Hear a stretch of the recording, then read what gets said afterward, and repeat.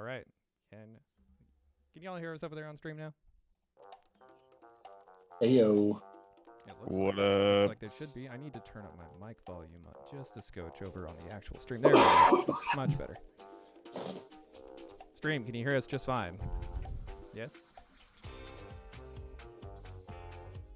This is the music you have for Atramos? That's the music I've picked for now. I just put it on the Electro Swing playlist because it worked so well last time. It worked for everything. All right. Sounds good. So, where did we leave off last time? Yes. You guys were in Atramos. Felix, you had fired off some Eldritch Blasts upon entering the city, trying to draw attention to yourself, hoping that your old buddy... Oh, wait, I have that written down. I know, it's pulling out My old buddy... Was it Odan? Nope. No, Asterion. Asterion. Yep. Asterion. Hoping that he would, notice or take note of it. But yeah, after that, you guys had pretty much, found a place to kick it for the night, and that's where we're picking up. Now, you guys had run into some combat along the way. Some more of those wiggly-fleshed hobgoblin things. Giggity. On top Oh, of, yeah, that's right. on your way there. You guys Down by the... had- Yeah, down by that lake. You guys had also encountered the, at Acedia, you guys had spoken to some people over there at their forum, and that led you to where you are now. So, picking up from there, you guys... Have we made it to Atramos proper? Oh yeah, you guys had gotten to Atramos proper. You guys were actually in the city when we ended last time. And I need to find that single piece of there it is, my super important paper. There we go. It's buried under some other super important papers. All right, there we go. So, picking up from here, what do you guys want to do? I would say continue on with the quest. How far are we in the overall storyline? Are we doing pretty good time-wise? Well, time-wise, yeah, you guys are doing just fine.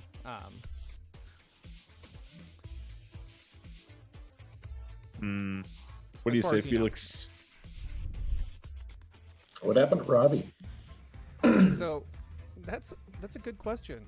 When you guys woke up at the end, no, Ravi. You guys woke up and, he had slipped out sometime while you two humans actually were sleeping. Tarvos is a... Yeah. While Tarvos was taking his meditation and you were sleeping there, Felix Ravi slipped out sometime during his watch. So, where he is yet to be seen. That being said, he'll be back next week. So, you guys need to find said Ghost Queen. Or that's what you're set out to do. Find Asterion? Asterion. Yeah, Asterion. Yeah. Are we in the town right now? Yes, you guys are in Atramos. So, gather info. Yeah, go ahead and gather info. Hey, you remember how I did that random roll earlier just to check my dice and it landed on a nat 20? I don't know what happened, but it flipped over to a nat 1. I think my dice are haunted. I was going to say ghosts. Spooky. All right, let's do this. Skeleton. Gather info. This isn't combat related. This isn't going to make me look like an ass. So go ahead and give me something good. 12. Okay, I'll take that. 12 plus 5 is 17. 17. All right. So, with your 17, it takes some time, right? You ask around. Oh, Tarvos, if you want to roll and your gather info, you can. Yeah, sure. So, what do I add on there? If you don't have gather info as a skill on your sheet, go ahead and just add your charisma modifier. You got it. Or you can just say you are going to aid another and then roll, add your charisma modifier. If you beat a 10, you are then successfully aiding me, and I get a +2 to my 17. So it would be So funny thing about it, I did actually roll a nat 10 plus a 1 charisma, so 11. So let's just go with a 19 total. All right, 19 total. Teamwork. You know, you wake up, Robbie's not there. Well, Robbie's a big boy. He can take care of himself, right? He does this from time to time. Yeah, he does it. It's one of his many roguelike qualities everybody loves about him so much. Yep. So you head down, you ask around downstairs, you get some breakfast, you head out, you ask around. You do get eventually a tip that he does like to hang out at this bar that used to be called Osrix. Okay. Used to be. I'm sure you guys know why it used to be and isn't anymore. I do not. Oh yeah, you weren't here for that. So, actually, yeah, this was brought up during the transitional period before or after Aram came back and the whole Vitus incident was handled. During the couple of years that passed, Atramos went through a little bit of a thing. They had a little bit of a rebellion come up, established a much more nationalistic identity, trying to bring it back to the old ways, trying to get rid of the Pontali influence, and they kicked out Plus from the city. Osric was a member of Plus, so he's one of the big three of Plus. So yeah. Gotcha. But yes, I'm familiar with the location. Not familiar with what it's called now, so hopefully I can remember where it's at. Oh, people don't have that short of memory, so you can still, you still ask around. You're able to, find your way there easily enough.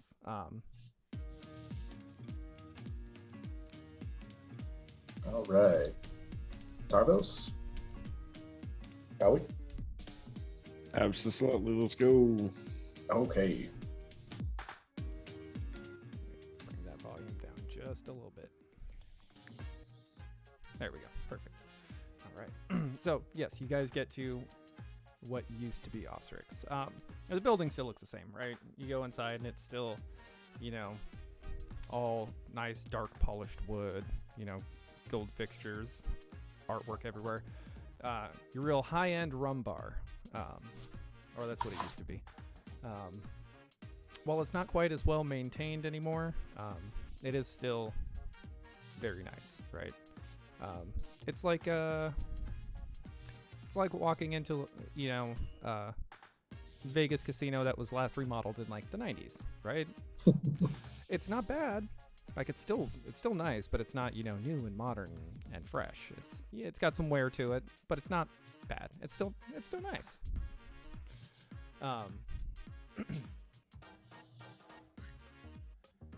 So there's only a couple of people here. There's the guy tending the bar. He is not the same person that there used to be. He's a skinny, kind of sunken face little guy, a lot of burn scars, and then just a couple individuals scattered around the room. Early morning rum and all that good stuff. Yeah. Okay. Tarvos, a drink? Absolutely, you buying? Yes, I'm buying. Fantastic. So we go. We sit down at the Absolutely. bar. What would be the equivalent of a Bloody Mary around here?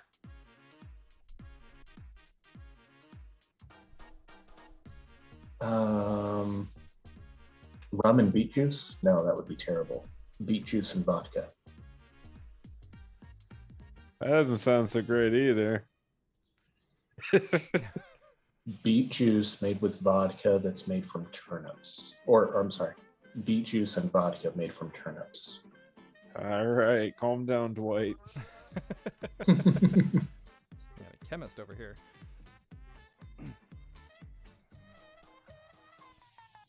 I don't know. We haven't discussed this, but yeah, world building. Let's add flavor to it. Oh. What did we call that? The Atramosian. It was a dish. It was like a pita that we had come up with. Oh, what was it? The thing? It was like a potato. No, it was like it was like a pita with like that used like a specific breed of rat. Or, Oh yeah, almost like a guinea pig. yeah. Yeah. Yeah. I'm looking for a cocktail though, like a morning cocktail. All right, morning cocktail. Oh, okay. I got it. I got you. High spirits with high sugar juice. Yeah. Well, Atramos is a fairly seafaring town, right? It's the closest to the entrance to the bay. So, their morning equivalent. It's a this cocktail. It's made with some clear rum. It's not aged, nothing fancy like that. Real strong, almost like moonshine, right? Real fresh. But it's mixed with pureed seaweed, so you get that like salty, that salty bit to it. So you got your sweet, you got your salty, and then It needs an egg yolk. I wasn't gonna go with an egg yolk. I was gonna go with they use some sea bass eggs in there. Ooh, there Right. you go. And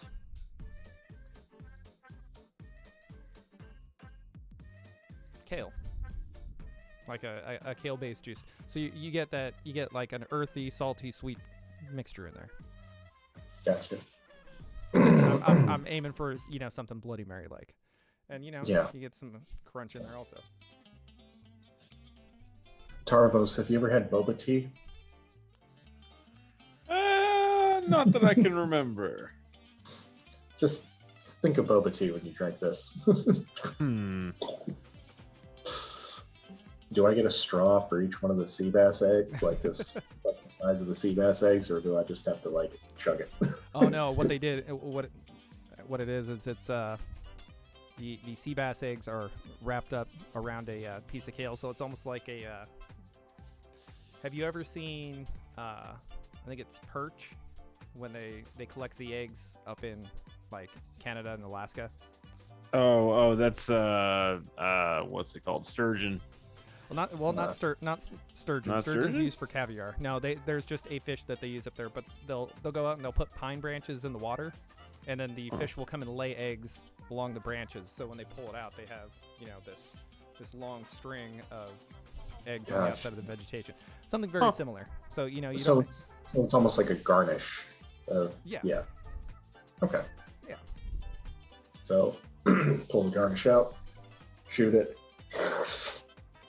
Yep. Yeah. It's a good way to put it. Delicious. And the music is again surprisingly fitting. Somehow that made me more thirsty. That is a lot of salt. But I'm not going to complain. That was decent.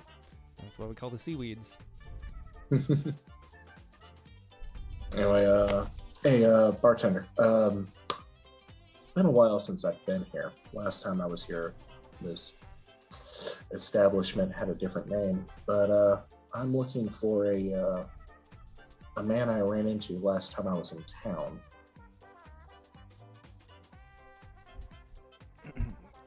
Yeah. Well, Go ahead and what take was a his guess. name? Go ahead and take a guess. Okay, fine. Make me say it. It's Asterion.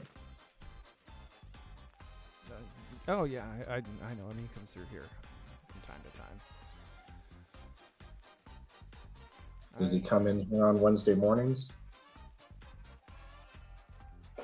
He'll probably be here this afternoon.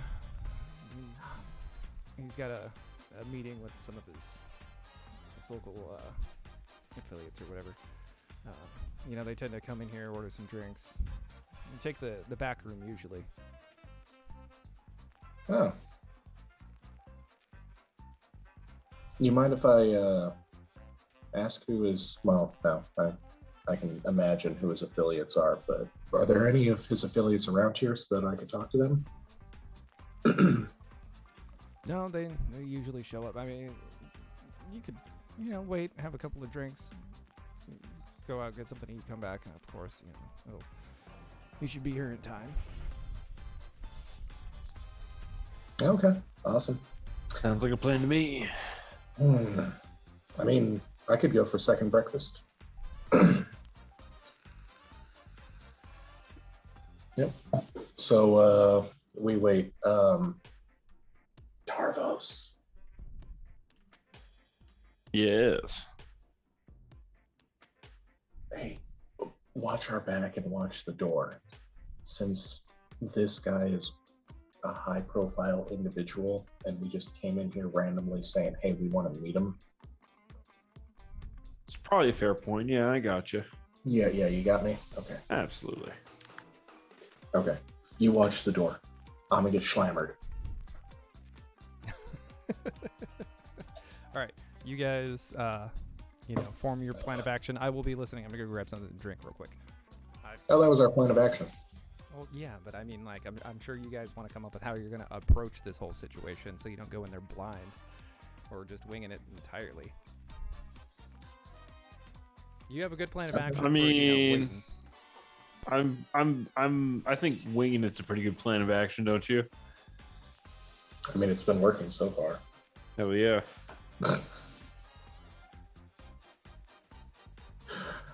Yeah. Okay. So, yeah. Tarvos. Last time I was in this town, Robbie and I did a bar crawl, and no, we didn't do. Yeah, we did a bar crawl, and we ended up meeting Asterion, and he had this whole group of people huddled outside, and I'm saying this loud enough for the bartender to hear. He had this whole group of people gathered out, and he was screaming about how Pontales are bad, and they need to get the hell out of town. And I just start Eldritch blasting. I just started blasting. So I told him Pontale wasn't the enemy, Plus was. And that's probably why Plus isn't allowed in town anymore. Makes sense. But yeah, back then, this dude Osric, he was kind of a mob boss in town, and Robbie had kind of a tie to him. And we went and we met him, and he during the meeting, this Osric guy smacked my buddy Andic in the face. So I Eldritch Blast Osric, right? Yeah. And then the dude smacked me in the face, laid me the fuck out. Right? Just one shot, laid me the fuck out. Game over. Game over. Turns out Osric is Carcius, one of the Trinity of Plus. What exactly is that? Well, okay, so Plus, the corporation I work for that essentially owns the Silver Heritage and manufactures most of the magical weapons around here. Makes sense. There's three people that pretty much own it or run it. There's Aram, there's Carcius, and there's Helvetica. I'm good buddies with Aram. We go Well, I mean, relatively. He goes way back for me. I don't go way back for him. That dude is like 2,000 years old. But Carcius is another one of them. So it would be a on par with Eldritch Blasting and what's under a king? A count? Yeah, count. Yeah. It would be like Eldritch Blasting a count. Or prince. Now, to be fair, he did smack my buddy first. True. It was self-defense. Yeah, exactly. He had a gun. Yeah, the Osiracusto, or Carcius as Osiracusto in this place. Interesting. So who exactly is the guy that we're waiting for? The guy we're waiting for is the dude that was rabble rousing when I started Eldritch Blasting. I thought he was a nobody, but apparently he's been doing quite well for himself in the last 2 years and started a rebellion. Huh. Well, good for him, you know. Yeah. Yeah. I did suspect he was gonna go somewhere someday, but if I knew just how far, I wouldn't have said that shit about how Plus was evil. Because maybe Plus wouldn't have been kicked out of town. Very true. Yeah. Anyway. All right. So as you guys are, having your talk, some time passes, right? People come and go.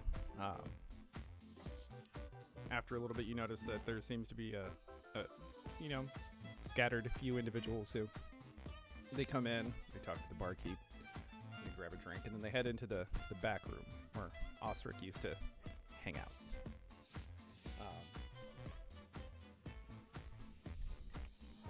A little bit later, within 10, 15 minutes of everybody else, a familiar face walks in, right?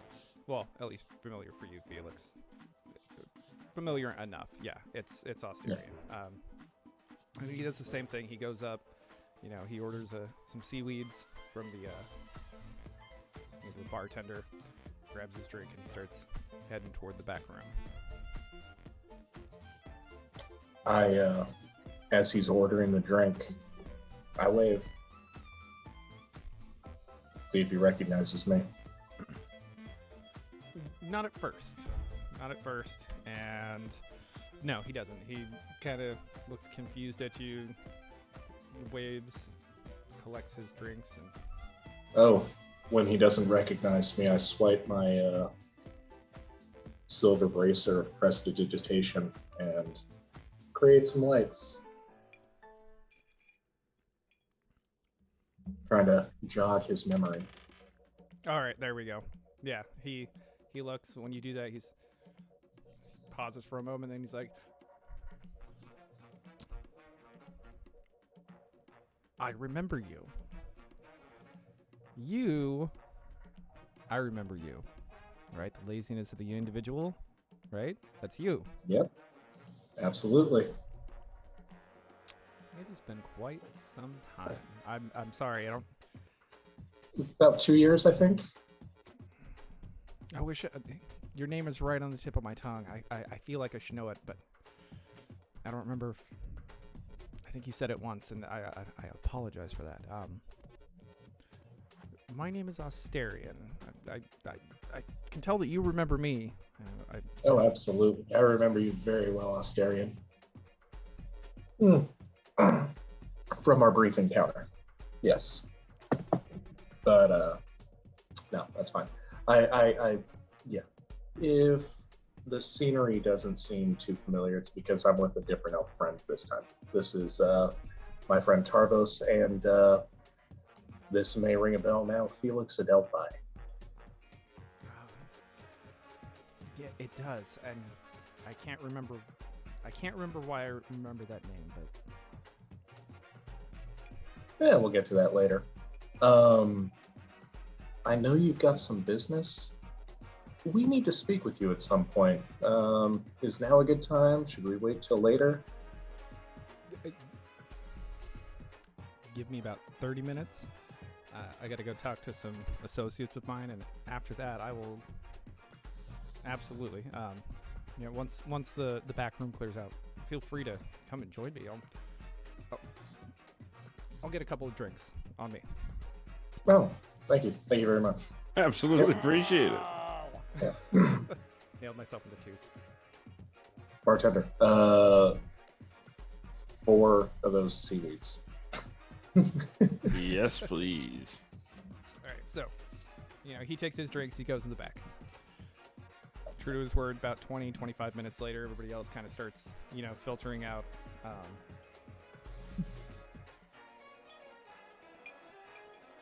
And once everybody's gone, he walks out. He's speaking to one of the guys, real low, pats him on the back. They shake hands, depart, and he waves you two over. He's like, yeah, come in. All right, and we go inside.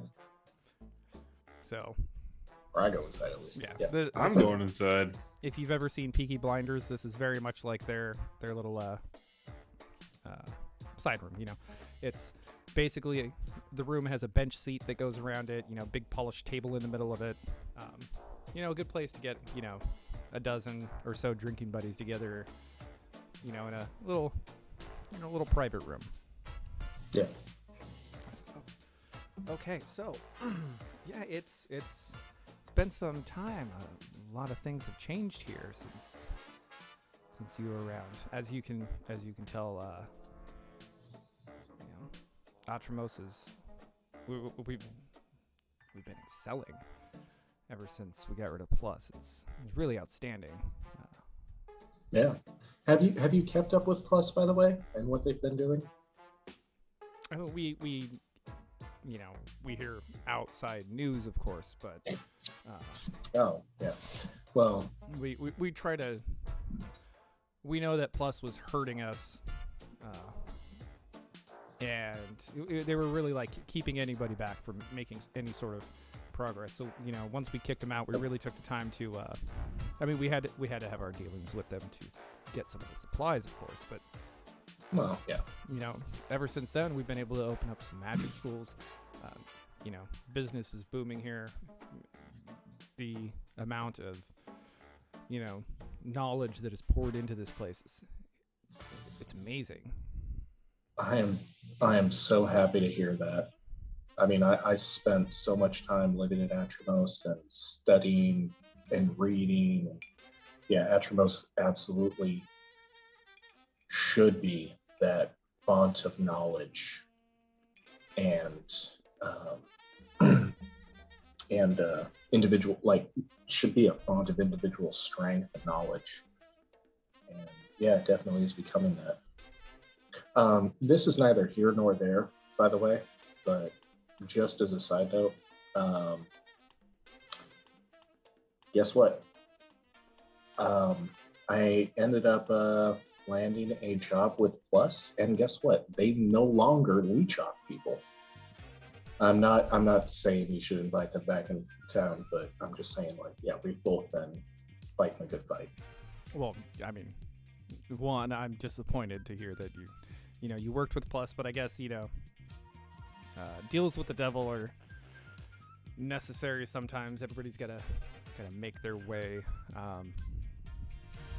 It's not something I'd necessarily talk about around here. A lot of people know that they've had to work with Plus in the past, but yeah, really, it's not something we openly talk about anymore.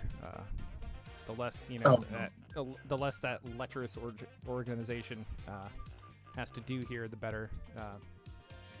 They've been making a good point to arrest any of their. I guess I should probably tell you this. One of the things we had to do was essentially arrest anybody who was, associated with Plus.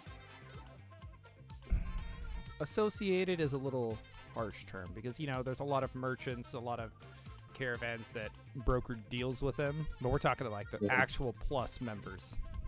Oh, Felix takes off his ring and pockets it. Give me a sleight of hand. uh, 10 plus 2 is 12. You're lucky I rolled a 4. Ooh. Yeah. Yeah, but there's been a lot of changes. We've been trying to replace Plus as the source of magic. That's why we got the schools and everything running. It's amazing.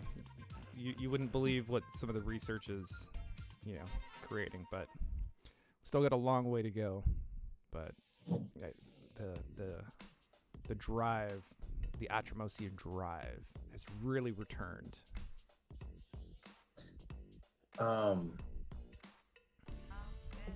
I love hearing that. I really do. Now, if I may, on to business.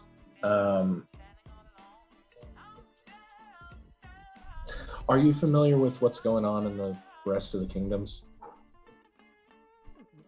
A little bit here and there. Orcish invasions, and I don't mean the mercenaries. I mean some nasty gray orcs from outside of the what was it called? The weather wall or the weather bound or the weather binding? Yeah, past the weather binding. No, we haven't heard anything about that. Oh.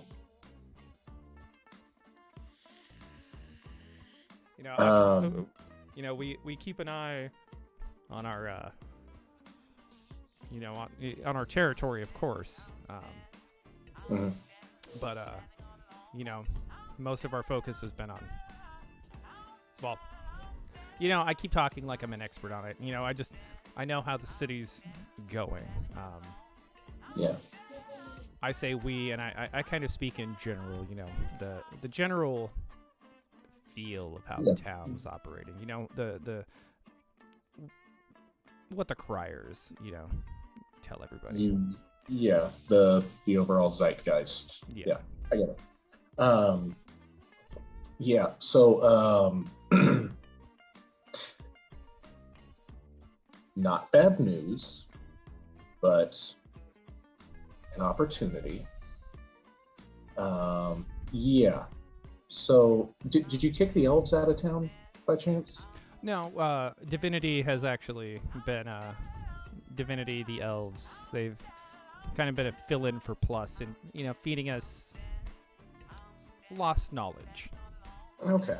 Well, recently I discovered that the reason that the elves are allowed the embassies in, major towns around the kingdoms is because the elves maintain the weather binding through ancient magic. And that is beginning to fail. So their old foe, the true sons of Groomsh, are coming to reclaim land. Yeah, so everyone's about to get slaughtered by big giant orcs, unless, we fight against them. And you, obviously, would have no problem with that. Oh, I would absolutely have a problem with that. Not against fighting the orcs, of course, or these true sons, as you call them.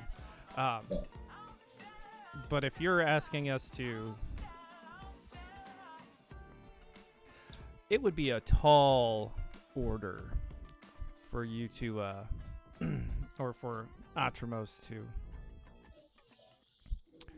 really find any sort of common ground with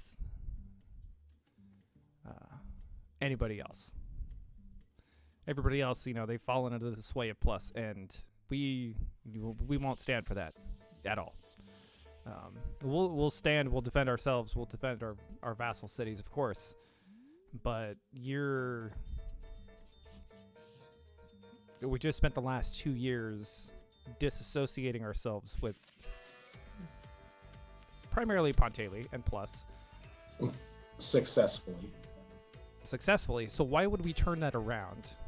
If it's okay, they're big orcs. Yeah. What's the concern? We've dealt with, the mercenaries in the past. We kicked a lot of them out of town. That wasn't a problem. So why would it? Okay, they're bigger. We have walls. We have spells. We have an academy of war mages here. What would be the point? Okay. So everybody else would have to leech off of us for their defense? No, not at all. I do see where you're coming from, but I think you're being a little presumptuous. That's not what I'm getting at. One, you do have a lot in common with, the other kingdoms, or at least something in common. Do you like getting skull fucked by Orc Dick? Neither do they. No one does. Have I ever told you, Felix, you have a way with words?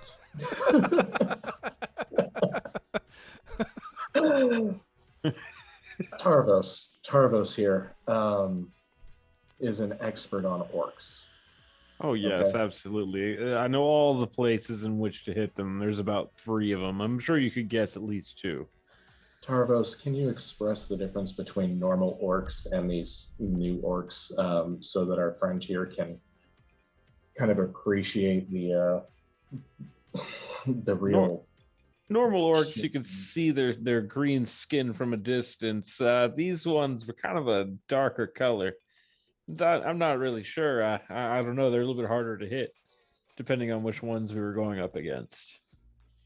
Some of them are twice the size of normal orcs, and also they are wildly intelligent and wildly conniving. They've actually been stealing elven souls and blending with them, creating crazy magical dampening super orcs. Anyway, it's crazy stuff. But back to the point of why. Okay. You absolutely have spent the last 2 years kicking everybody out. You did that already. You did that successfully. No one's taking that away from you. Now, because you don't want to play ball with everybody, this is your opportunity to actually step forward to a negotiating table with everybody as an independent organization.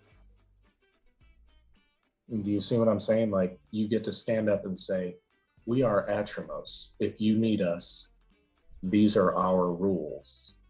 Yes. Rather than being seen as just a nation in rebellion, living in anarchy, you get to step forward as the table as an independent nation again.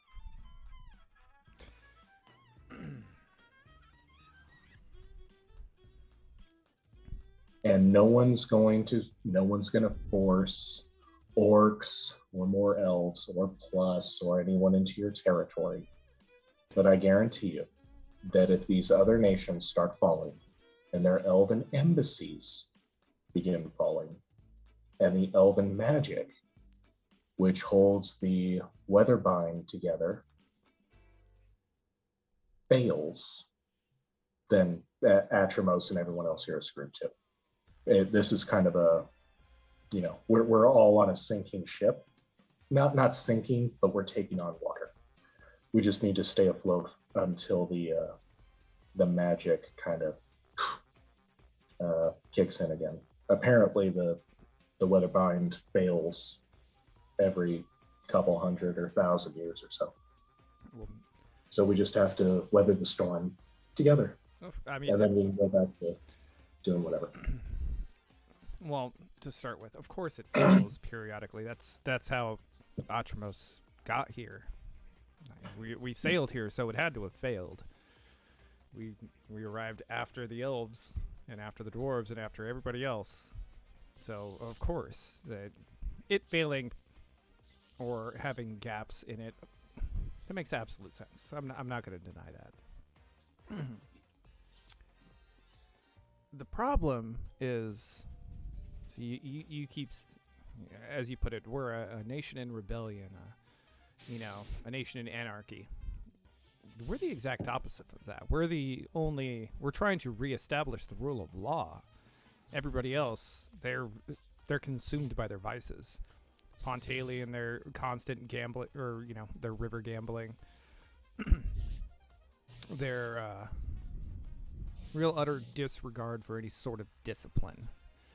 Of course,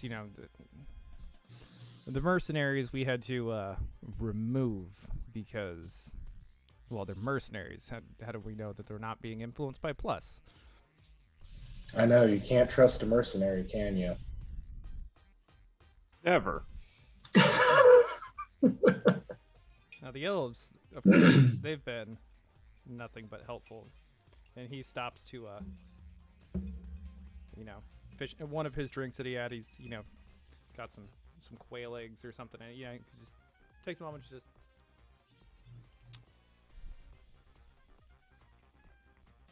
See, I think you've missed the whole point of all of this. Yes, you want us to go make a deal with everybody else. And that would be a decision that the Senate would make, but there's a good chance that they're going to say that everybody else needs to come to us, acknowledge our strength. Yeah, we've separated, we've established, we've built up. It doesn't mean that they've acknowledged it appropriately. Once they realize our true strength, of course, they'll have to come to us. So why would we take ourselves to the bargaining table when the bargaining table could come to us? Look, if these things are as big and as dangerous as you say,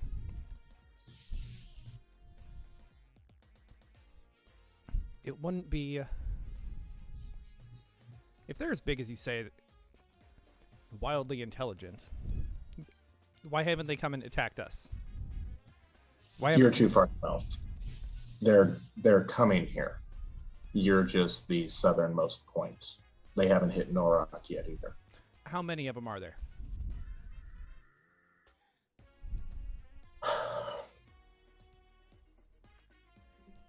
You know what? I'm not a scryer. I don't know. But I do know that how many have we killed so far? Like 6? Something like that? It'd be more than that, but yeah, a good number. Oh, yeah.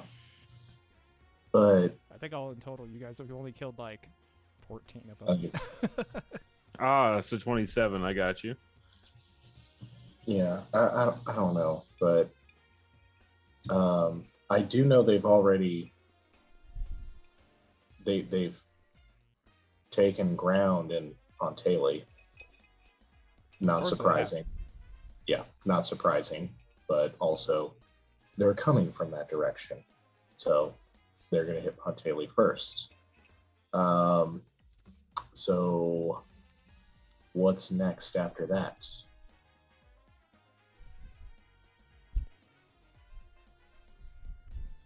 These are seafaring creatures. They do know the way around the sea. Mm-hmm. And last I checked, Atramos is more or less a peninsula. So they can land just about wherever they wanted to. And they can land wherever they want. If they come at us by sea, we'll sink their ships. If they come at us by land, they won't make it past our walls. Yeah. We've spent so much time building up our defenses to keep the world out. I think we can handle a few orcs. You know what? Asterion, that's what I love about you. I really do. Is you are a true Atramosian, like through and through. You believe in Atramos so much. You believe in the culture, in the history, and you take after everyone else who has lived in Atramos throughout the generations. Other than being a nation of knowledge, a nation of strength, and a nation of magic. I know you don't want to admit it, but what's the other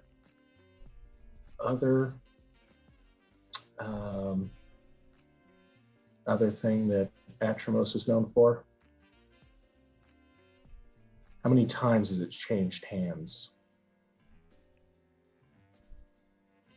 As far as we're concerned, twice. Once to Plus, and then once back to the people. And your forebearers, what did they believe?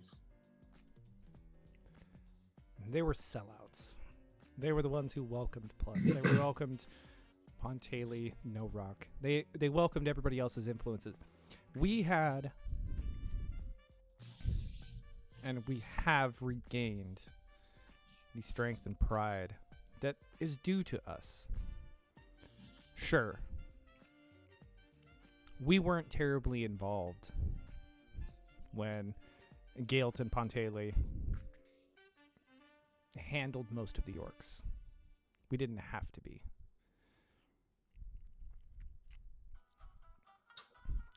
It doesn't mean that we couldn't have done it ourselves. And every Atramosian here would gladly lay down their life to prove that. That's what we've spent years building. But do you want it to? But do you want it to come to that?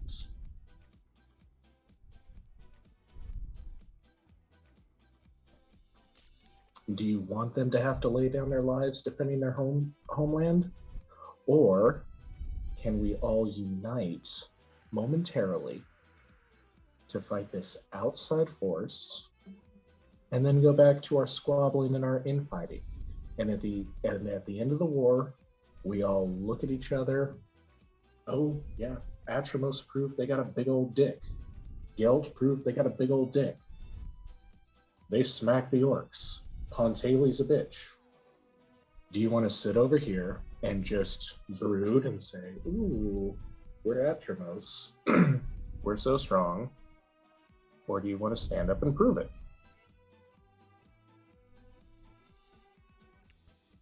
Let's Put assume. up or shut up. Let's assume that this war does come to us. Mm-hmm. Okay, let's assume that it does.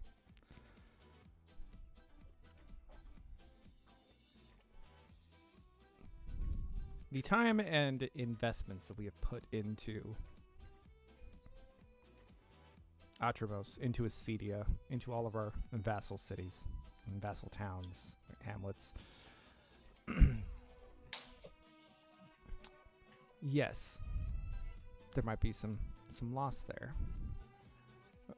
But what you're talking about would require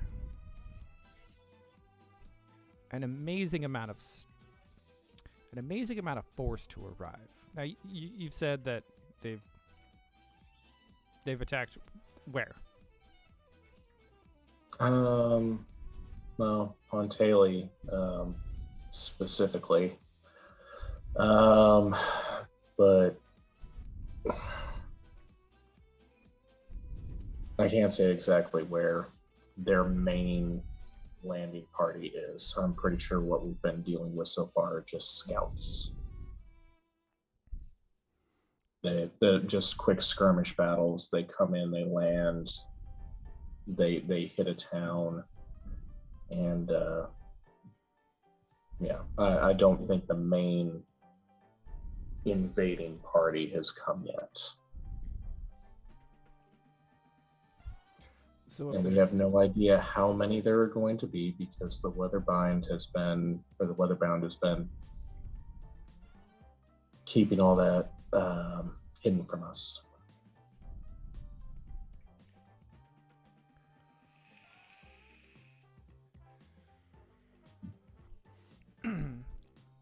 so there's an unknown number. Yep. Okay, let's say you've encountered a few dozen. Yeah. If it were that big of an issue, I'm sure we would have heard about it here by now. We don't stop news from coming here, of course. We would have heard about this. So either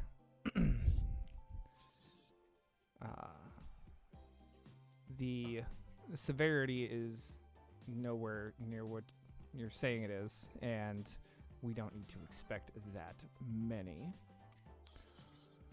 Or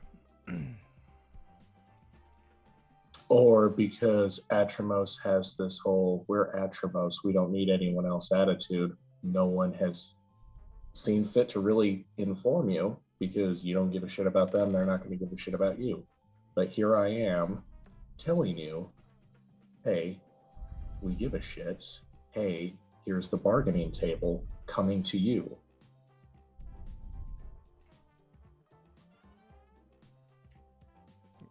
You know, Felix, I want to believe you. Okay? I want to think about this as an opportunity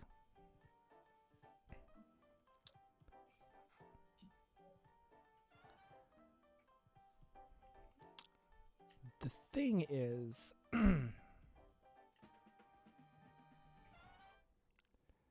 there's a lot of misinformation out there. There's a lot of organizations that may want to, you know, some sort of trickery or whatever. How do we know that these aren't just some orcish mercenaries that have been, you know, beefed up by Plus and, you know, sent to cause havoc and a panic and get Atramos to, you know, get together with everybody again? We separated from them for a reason. Yeah, no, I totally get that. And at the time, I totally supported that. I encouraged it. And I was even working with Plus back then. Yeah, Plus were fucking dicks back then. And I'm not saying you need to unite with Plus. You see, I'm that's the not. problem. That's you know, that's the problem. Plus is everywhere except here. Yeah. So, if we were to, let's say, ally with anybody at this point in time, we'd basically be allying with Plus, and we've made a point to make that not a thing. Ooh. Well,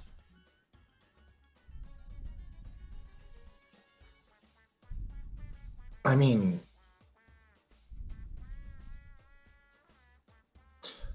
if there was going to be a united front, there would have to be, you know, well, no, we're not saying like totally unite, like, you know, not allies, but, you know, the enemy of my enemy is not necessarily a friend, but I appreciate that he's on my left and right. You know what I mean? Reluctant. Tarvos, what's the word?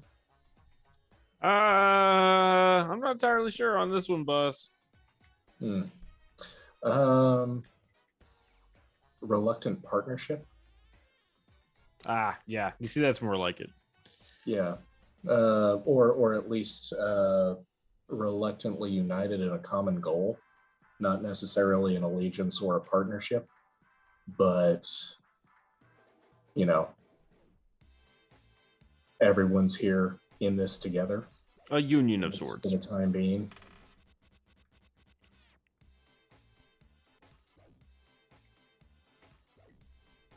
Oh, hey, I did I hear you say that the bulk of Atramos' strength now is magic.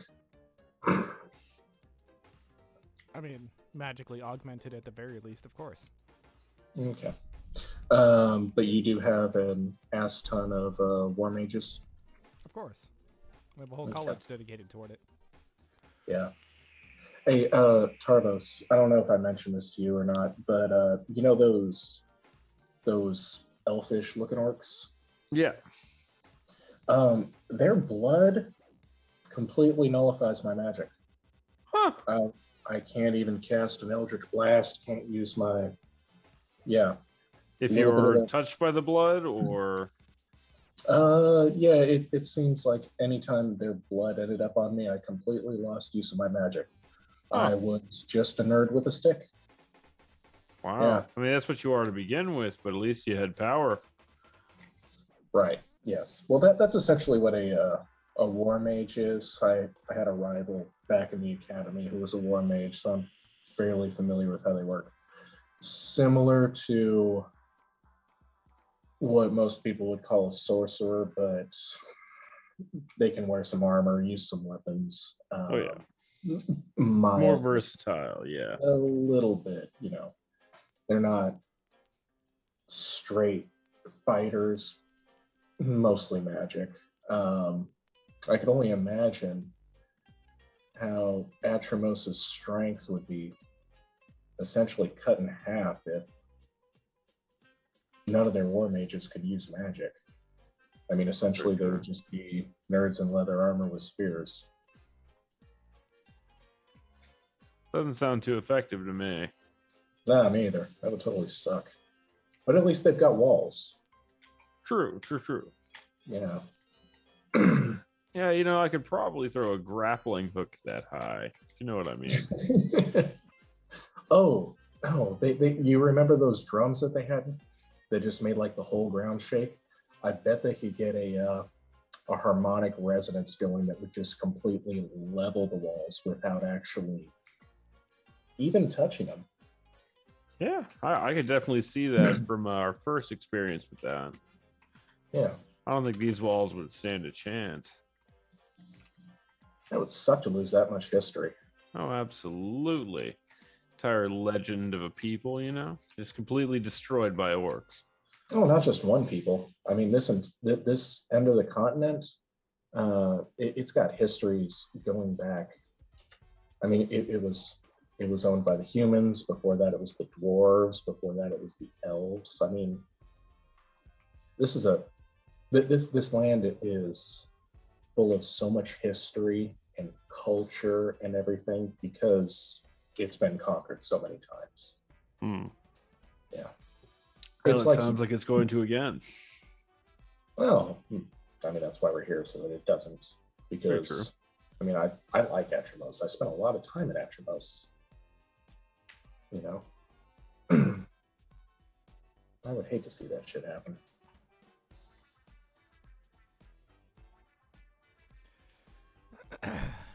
I see what you're trying to do there, Felix.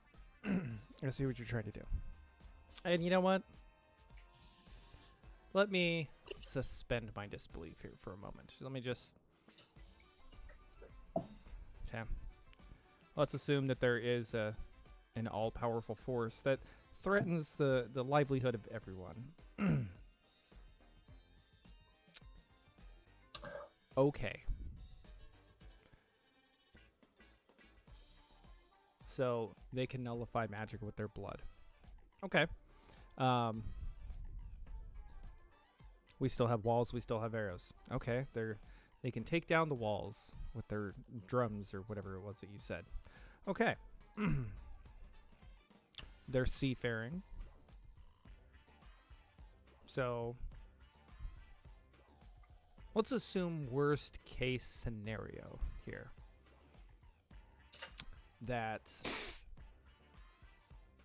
they come by land and they come by sea, surround Atramos, and lay siege. Let's even say that the elves, close up the embassy and don't provide any aid.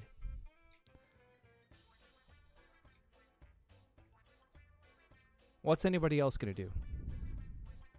Pontaili doesn't have walls. They don't have the magic. They don't. They have what, numbers? Galt has some big cows. What are we gonna do? Oh, okay, let's even say that No Rock lets us join them. Okay. We let's say that we retreat to No Rock into their underground strongholds. If this force is so overwhelming, then how long before everybody just starves? The populations would, at that point, it would be a war of attrition. Yeah. Orcs will eat anything. So, okay.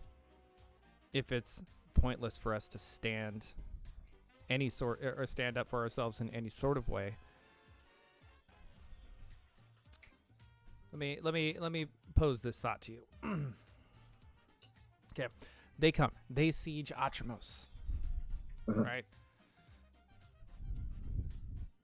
How long would it take for anybody else to get here? To come to our aid? With any sort of reasonable numbers. That's completely irrelevant. No, it's absolutely relevant. Because if you're gonna make me and the rest of the city believe that we don't stand a chance against them, then any sort of alliance that we create, it wouldn't matter, because it would take them too long to get here to aid us. That, or we'd have to abandon our city, our walls. And then let's say Pontaili sends, or Galt. Pontaili or Galt even send a large force here to help us defend. What happens if they just sail past us and go there? Then what? That's not how this war is going to go. See, what's keeping back the main invading force is the weatherbind. Weatherbinding. Weatherbinding. The elfish magic. Okay? So, let's say Atramos keeps to themselves. And Pontaili falls. The elfish embassies there fall. So, the elfish magic is weakened even further. So it'll be that much longer before the weather binding's strength is back up. So if Pontaili falls, Atramos is in a pickle that way. If anyone falls, we become weaker. It's not, at this point, a war of numbers.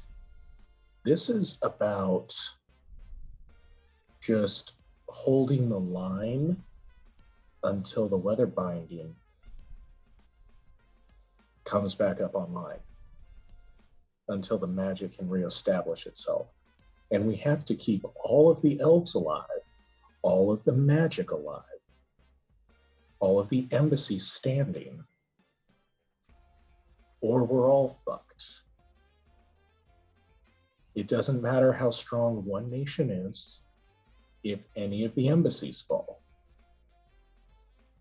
you're more fucked. Everyone's fucked.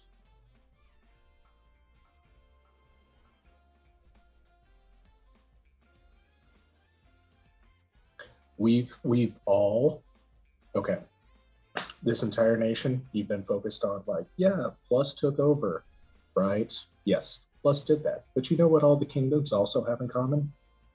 We all rely on this elven magic.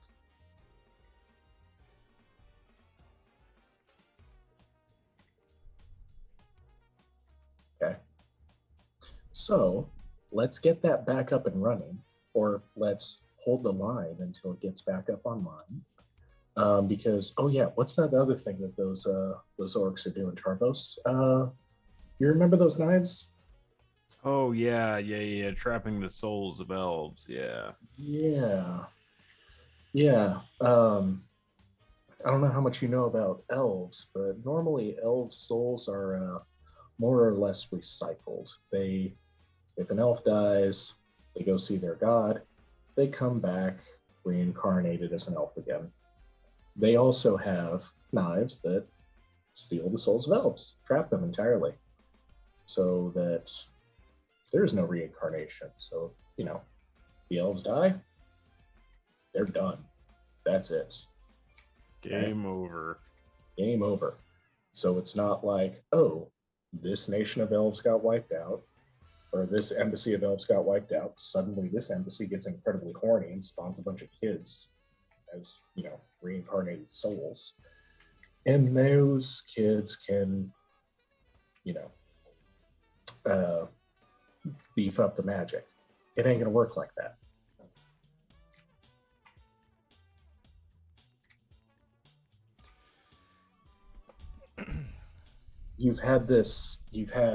We've all had this, we've been sitting in a cradle. Okay?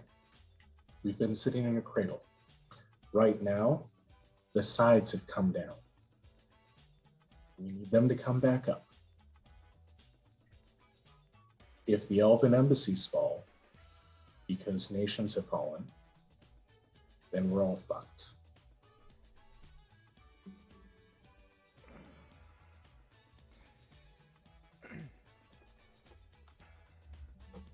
Give me a diplomacy check. Can you dig it? Ooh, 15 plus 18 is 33.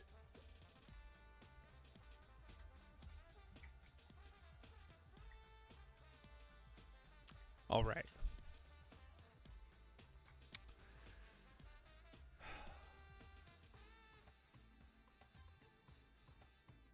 You're right. That does sound probably worse than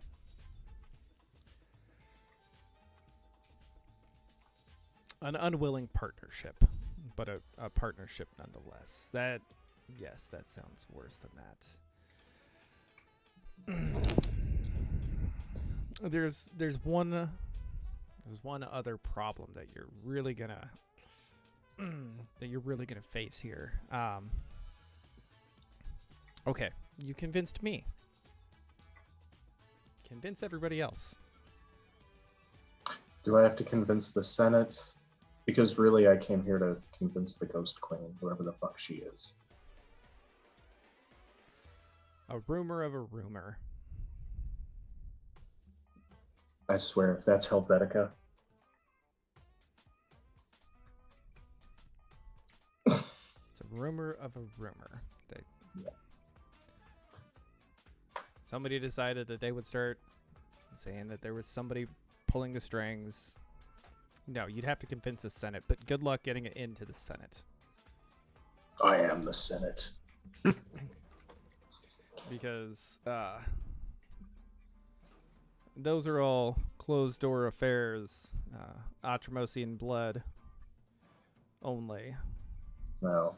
Okay.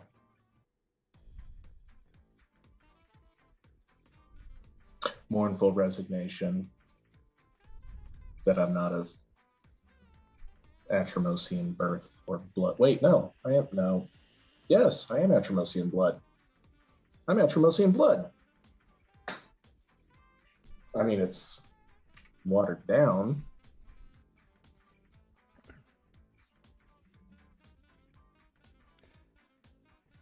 Like I said, good luck trying to make your way in there, of course. I mean, by all means, I hope you succeed. I'm...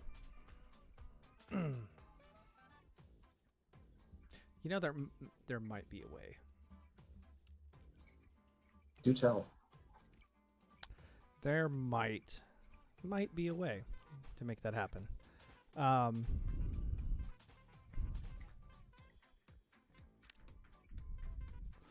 me think. Oh, would that work? I think that would work. No. Yes?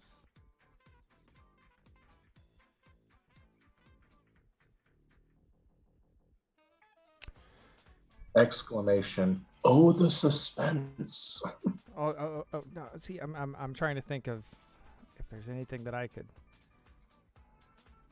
help with? Oh. Names, locations, See, times. the Senate is a closed compound, and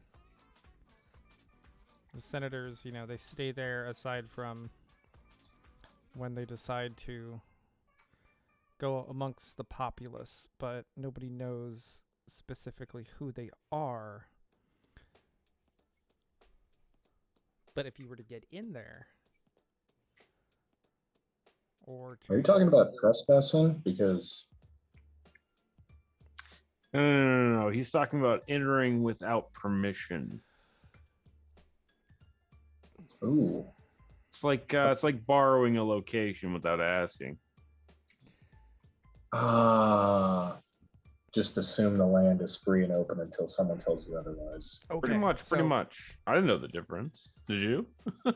There is a way that you might be able to pull it off. Are you gonna show me the way?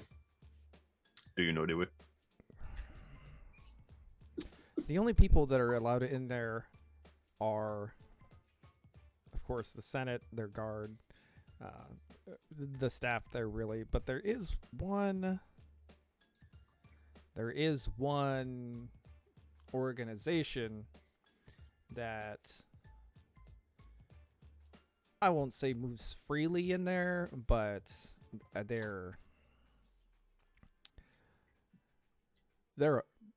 acknowledged to be there from time to time. Are you talking about divinity? Divinity? No. No, not divinity specifically. The Ivory Knight? Yeah, Oh, the Ivory fuck. Knight. Tarvos, are you with them? I know Robbie was. I don't believe so. No. Damn it. They've been... I've heard rumors that they go there from time to time. I'm assuming that they're the ones who, they're the couriers for any sort of messages between the Senate and the elves.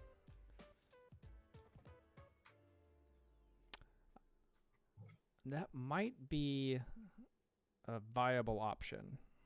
I got 5 gold that says that Robbie's already in there talking to them.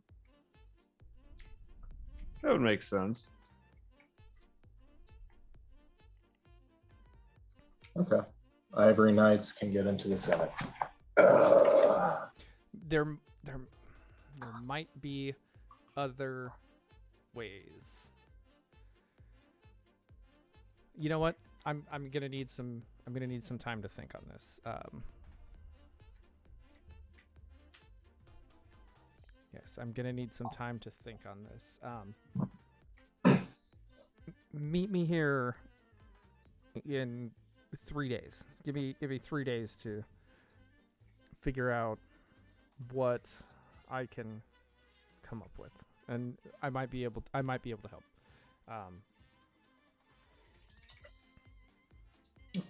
3 days is quite a time. Can we make it 2? That's a day for you to make plans, message people, and then a day to meet with those people, come up with a plan, and then we'll get back together. If I can make it happen sooner, I can make it happen sooner. But 3 days, let me find out what I can find out. Okay.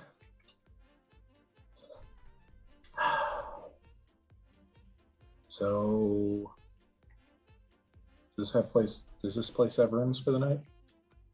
No, this place does not. It's just a rum club. Okay. Looks like we're sleeping on the street tonight, buddy. Nah, we're going back to the place where we crashed last night. That way, if Robbie shows back up, he knows where to find us. True. Yeah, Styrian, you can find us at the... We'll be staying there. Oh yes, the Urparapple. Yes, I've heard of it before. And of course, I just made that name canon, unfortunately. So. Okay, we're staying at the Urple Rebel.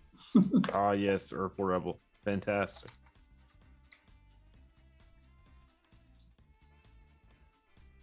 Like how everybody's writing this down and go like, yep.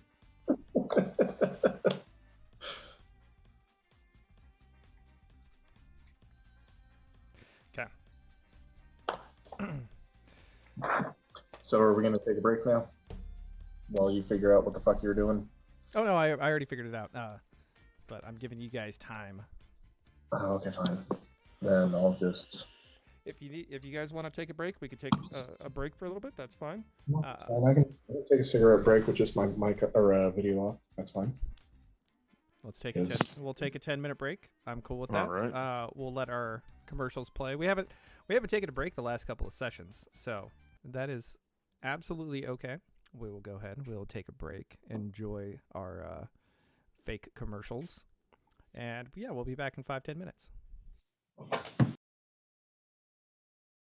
Robbie's Bakery and Herbal Supplies is a menace to society and a health risk.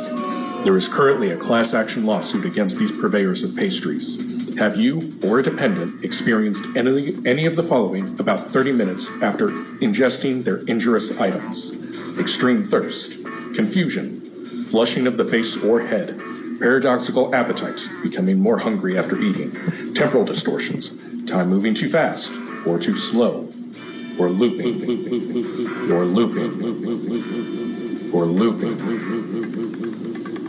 Memory loss, forgetting how to breathe, loss of coordination, gravity doubling around you, making moving practically impossible, melting, yes, melting, glimpsing into the Feywild, telepathic communication with animals, being judged by your cats, feeling like you're an imposter in your own body and everyone is going to figure out that you aren't really you and you don't remember how to walk. Is this really how I swing my arms? It seems off for some reason. Why is that bird staring? Holy shit, here goes. Fuck, what was I doing? Fuck, what was I doing? Narrating.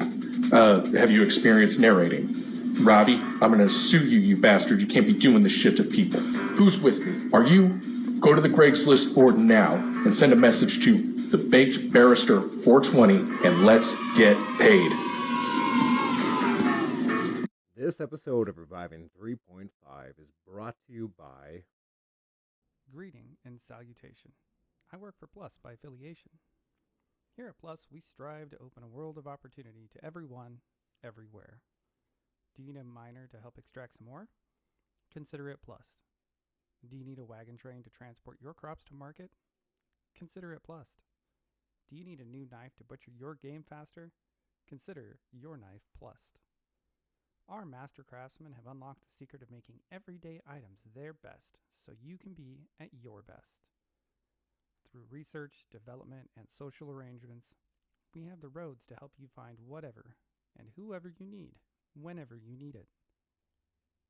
Our dedication to making the world a better and more comfortable place means the safety of our wares is absolutely paramount. We now have 2 options for membership, Mundane and Merchant. Our Mundane membership will allow you access to our special listings on Craigslist, not normally open to the general public.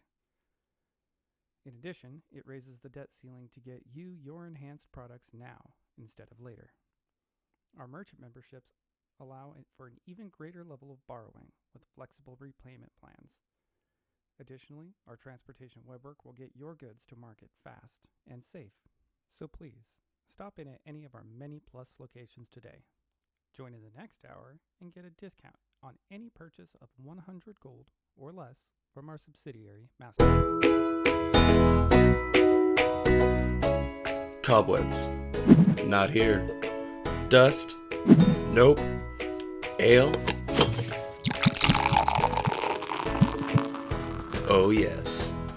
With drinks on tap like Alpine's Indica Ale and a Gregorian Monk's quality, cleanliness, and speed, make the Holiday Inn your next straw-filled pillow to sleep on. Drink, sleep, Holiday Inn.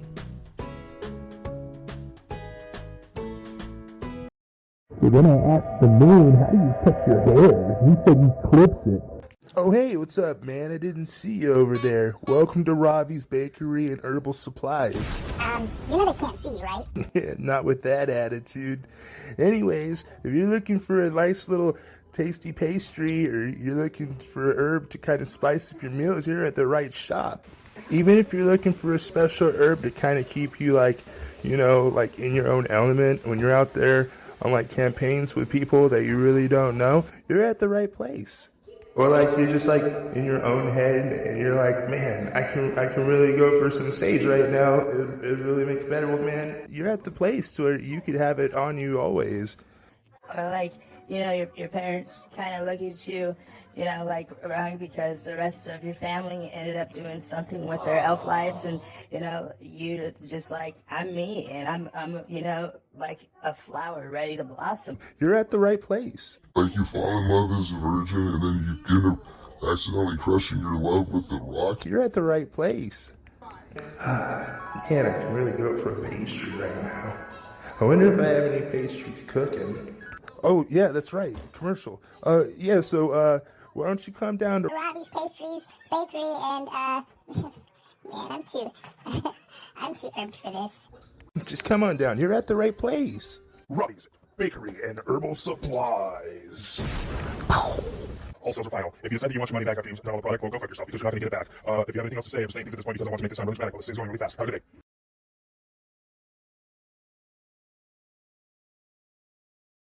This episode of Reviving 3.5 is brought to you by Thuds, Onomatopoeia and Mouse Sound Effect Workshop. You often find yourself regaling townsfolk or fellow tavern patrons with tales of glory and valor. You often struggle with describing the sound your warhammer made whilst crushing in an enemy's skull. Let Sir Thud's Onomatopoeia and Mouse Sound Effect Workshop work for you. We know just where to insert the otherwise wayward thwack or pow. Need a whack or splash? We have shelves full. Want to relay the sound made whilst uncorking a vial of poison? Want to relive the chord struck when the bard fascinated the evil lich? Come on down and visit Sir Thud's Onomatopoeia and Mouse Sound Effect Workshop in the Kingdom of Ishtar at the corner of Clank and Patang Streets. And thank you, Sir Thud.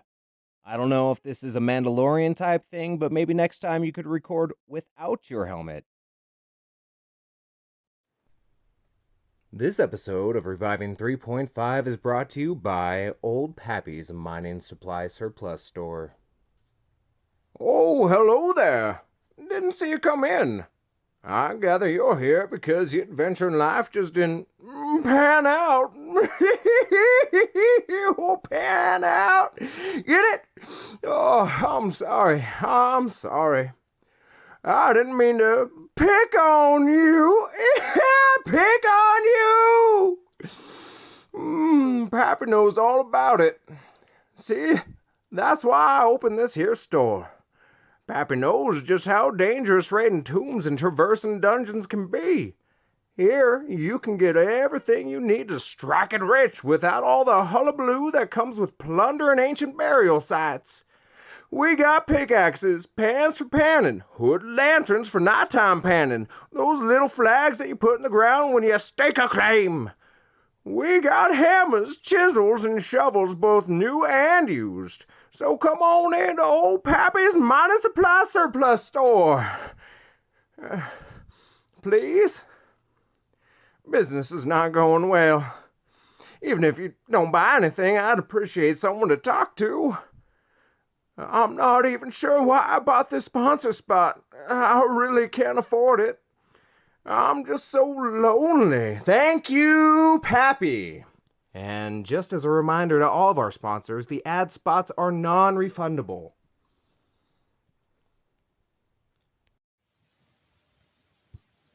People often ask me, Macon, how do I get absolutely swole like you?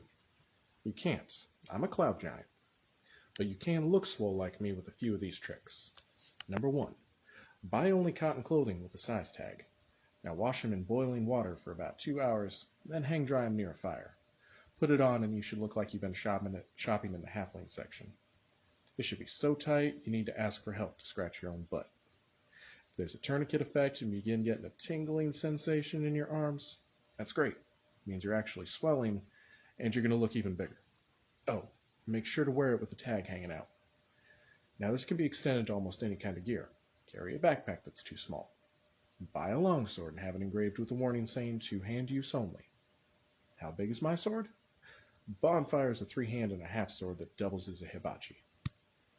Number 2, magic. I microdose potions of bull strength. 2 drops mixed with my whey 3 times a day. And consider investing in magically enhanced lifting gear. Gauntlets of ogre power and a lifting belt of giant strength, I wear them all the time. If you look like you just came from the gym, people just assume you're yoked. Number 3, glamours, disguises, and bluffs. You're never going to be as big as me. You're going to need to lie. Padded armor, elevator shoes, you can use a makeup kit to draw on more muscular definition. All war is deception, so doing this makes you a warrior. Number 4, hang out with little people. Gnomes, halflings, some elves. Hang out with anyone smaller than you. Carry them around on your shoulders to emphasize your superior size. Consider downsizing that mount of yours also. Trade your horse for a pony. Only mount I've ever used was a giant eagle. They just don't breed horses big enough for me. Number 5, sunglasses and a tan. You want to be so brown and without eyes that people think they're looking at a tree. A druid bumped into me the other day trying to tree stride. She was so embarrassed. Oh, shave from your neck down. Everything from your neck down. Arms, chest, feet. Trees don't have hair, neither should you. That's it. Now I've got to get back to carrying my party. Thud, Derek Horse looks tired. How about getting on my shoulders? Robbie's Bakery and Herbal Supplies is a menace to society and a health risk. There is currently a class action lawsuit against these purveyors of pastries. Have you or a dependent experienced any of the following about 30 minutes after ingesting their injurious items? Extreme thirst, confusion, flushing of the face or head, paradoxical appetite, becoming more hungry after eating, temporal distortions, time moving too fast or too slow, or looping, or looping, or looping. Memory loss, forgetting how to breathe, loss of coordination, gravity doubling around you, making moving practically impossible, melting, yes, melting, glimpsing into the Feywild, telepathic communication with animals, being judged by your cats, feeling like you're an imposter in your own body and everyone is going to figure out that you aren't really you and you don't remember how to walk. Is this really how I swing my arms? This seems off for some reason. Why is that bird staring? Holy shit, he knows. Fuck, what was I doing? Fuck, what was I doing? Narrating. Have you experienced narrating? Robbie, I'm gonna sue you, you bastard. You can't be doing this shit to people. Who's with me? Are you? Go to the Greg's List board now and send a message to the Baked Barrister 420 and let's get paid. This episode of Reviving 3.5 is brought to you by Greeting and salutation. I work for Plus by affiliation. Here at Plus, we strive to open a world of opportunity to everyone, everywhere. Do you need a miner to help? One, and we are live. I'm seeing bouncy little sound waves, so we are good. All right. Hey. So we're back. Now, what do you guys want to do over these couple of days? Anything that you want to try to do, or are you just going to like chill and wait? I'd say just chill and wait. Yeah, pretty much chill and wait. I will send a message via the Greg's List board back to RM or Plus, informing them of our progress. You know, that would be a good tactic if you could find any of them. Ah, damn it. There are no Greg's List No boards. That's a plus funded thing. In that case, I will send a runner. I will find and hire a courier to go send a message to Plus. Okay. We're doing things old school. All right. So, all right. You send the courier. Got it. So, first day passes. You guys, you hang out, you eat, you drink, you send the courier off. You eat again, you drink some more, you eat again, you drink some more, you go to sleep. Or reverie. The next day. You wake up, you wait, you eat and you wait and you wait and you eat, as one does. Toward the end of the second day, a messenger arrives. Not just any messenger, but he's the bartender from Osrix.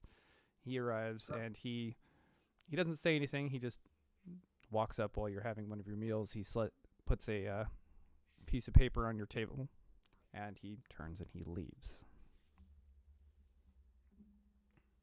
It's of course folded up. Yeah, what does it say? It has a location and a time. It says 10 p.m. The 10 p.m. At the lighthouse. At the lighthouse. Which lighthouse? There's only one here, and you've been there before. Gotcha. No, that was a different island. Okay, never mind. Wait, are we talking about the lighthouse in Atramos, or are we talking about the lighthouse on the down south on that freaking island? No. The one in Atramos. It's okay. You're right. The last one you guys went to was the Cedia. However, there is a very similar lighthouse here in Atramos. It is a towering bronze figure holding aloft a giant flaming sword. Ah, that's right. Yes. And for anybody who's watching or listening, that is a reference to our last campaign. One at Macon Gaines with his oversized full blade or greatsword. It was an oversized full blade. Well, no, it was an oversized bastard sword. Yeah, oversized bastard sword, flaming. He called it hibachi. Yeah. Or no, he called it bonfire, but he used it as a hibachi. Yes. Okay. Tardos, we've got a time and a place. That's a bad sound to hear. Yeah. Plug my headset in real quick. I just got a warning that my battery is dying. So, yeah, you guys though start heading over to, or you guys gonna go meet there? I mean, we may as well head there right now. I mean, 10 p.m. is probably several hours away, but fuck it, we may as well leave now. Tardos, was there anything you wanted to do in town? Not particularly. Yeah, me either. Tired of this town and everybody in it. Prepare. All right, there we go. I'm plugged back in. All right, so you head to the lighthouse. 10 p.m. draws near. Go ahead and give me listen checks.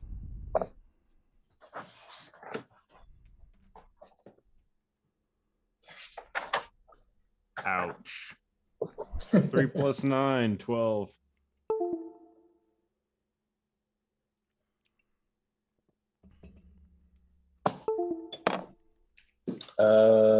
12 plus 2 is 14.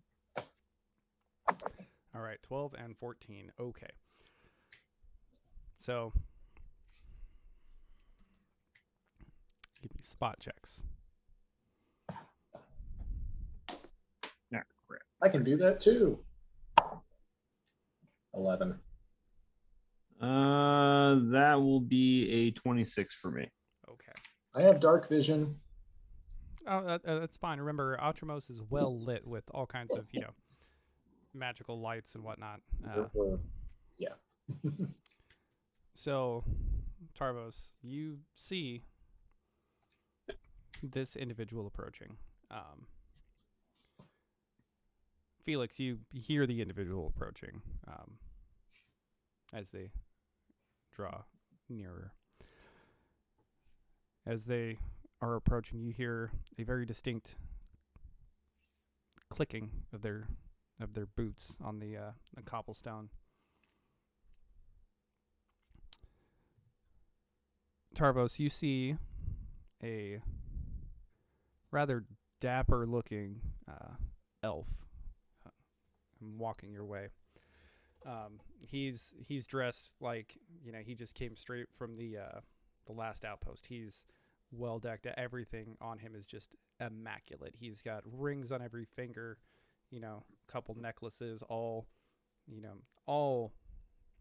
top-notch, high-quality divinity work. He's got a belt with a couple of wands on it, some pouches, right? He's got like a legitimate ponytail because he's got a mohawk that goes back into a ponytail behind him.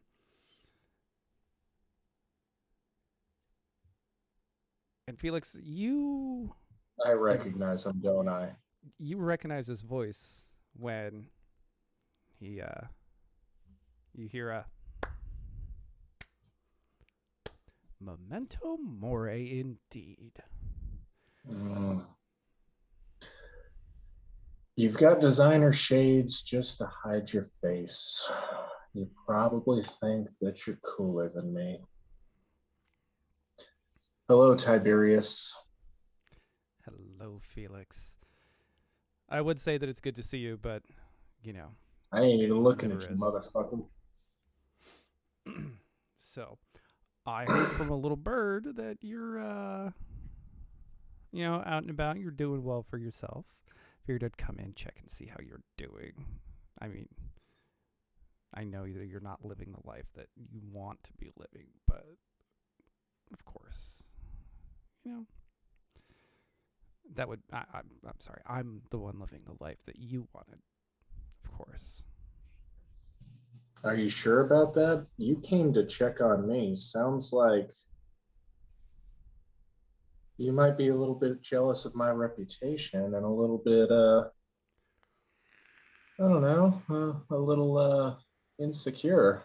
So you came to check up on me. That's fine. I get that. A lot.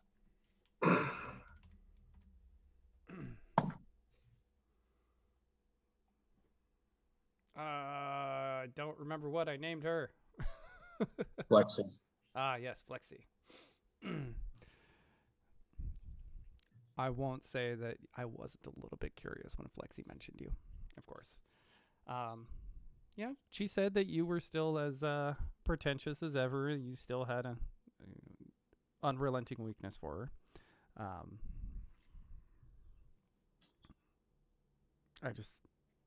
I have a thing for bald chicks. What can I say? Yes. Well, I did want to make sure that,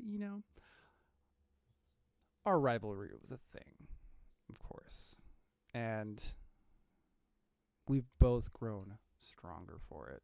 I mean, you me more significantly than you, of course. You've made a name for yourself. I hear that you own a casino now.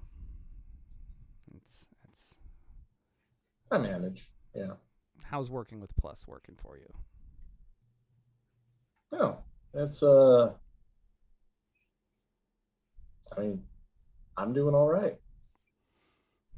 Yeah, doing fantastic. I have so many resources at my disposal now. Not just physical, magical, monetary, but a lot of friends. I've got a lot of friends.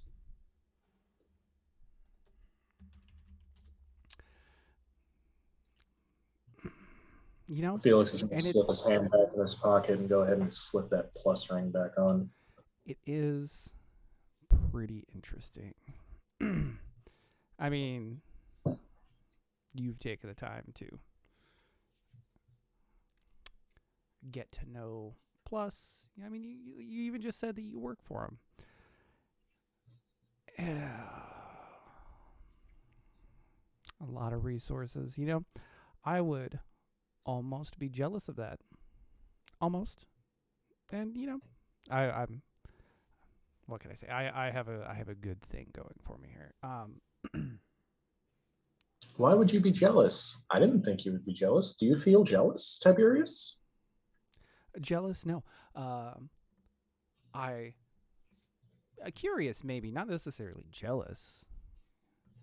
I've thought a time or two about going and seeing your casino, but you know, I keep hearing so many things about it. That you know, the subpar service, rigged games, the constant surveillance. You know, No, that's not exactly my shtick. You wouldn't want to go up to it's gaudy, it's awful. I mean, how pretentious do you have to be to have a casino on an island that floats in the sky? Right? That is just way too much. That circles the entire freaking continent. I know. It is very much. Yeah, it's an eyesore. It is. But I thought it would be interesting that. Well, how should I say this? What would a member of Plus be doing here in Atramos, knowing what kind of danger they might be putting themselves in? A mystery indeed. Sorry, a mystery indeed. Yes, a mystery indeed. See, I have an associate in town who might be able to help you get to where you need to go. He, of course, already knows your affiliation, and he's being generous and not saying anything about it. So how do we put it? How do I put it lightly? Felix, you're in danger, and I can help.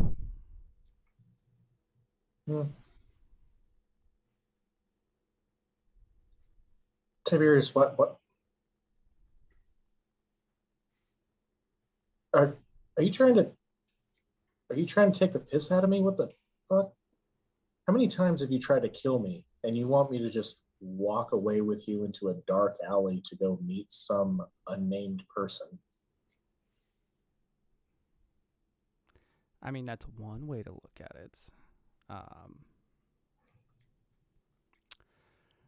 And the other way to look at it would be that I'm offering you an opportunity to maybe advance what you're trying to do. Conversely, you know, it would be real unfortunate if anybody found out your affiliation, because they don't take kindly at all to any sort of interference with Plus. Who's interfering? I'm just talking to people. Yeah. Well, you know, I'm not selling anything. I'm not imposing anything. I'm just talking, you know, the way I do. I run my mouth a lot. Yeah. I'm just a chatty Cathy. That little ring you got in your pocket. Oh, it's on my finger now. That little ring you're wearing. You know, that's the real. That's a real. You might as well be putting a price on your head wearing that. You're lucky nobody's said anything or done anything about it yet. Yeah. I don't know. I was just trying to help. If you don't want my assistance, then no, of course, by no means should you take my assistance at all. Oh, please, Tiberius, you know me. I'm always up for discussion. Please tell me about your friends. Tell me about this opportunity. I've heard that one before. Tell me about this opportunity that you might have. Well, it's very simple. I have an associate who can get you in to see at least one member of the Senate one-on-one, and you can make your case to them, and then they can, of course, bring it up in your stead. It will come at a price, of course. Of course. Who would expect anything less? Yeah. So that's my offer. You could take it or leave it, of course. I figured I'd be generous because of our history. Flexi told me how much of a joy it was when she saw you, and she got a good laugh out of it. So I was trying to pay forward, if you will. We all got a good laugh out of that. Yeah, that was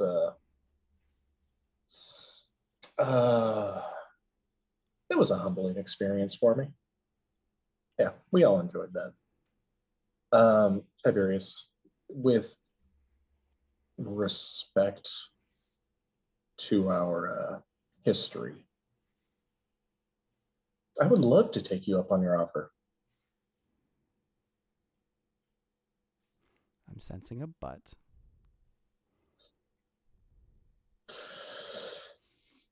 There's not a but. There's not a but. I would love to take you up on your offer. On the condition. Oh, there's the but.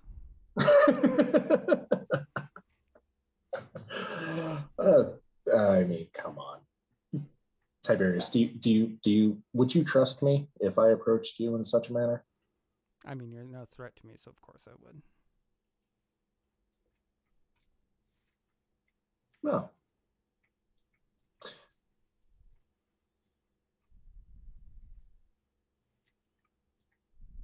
I would like a show of good faith first. Okay. What show of good faith? Well, Tarvos and I were on our way to a clandestine meeting. And if you want to come along with us to this clandestine meeting, and if everything goes smoothly during this clandestine meeting, maybe we can all work together.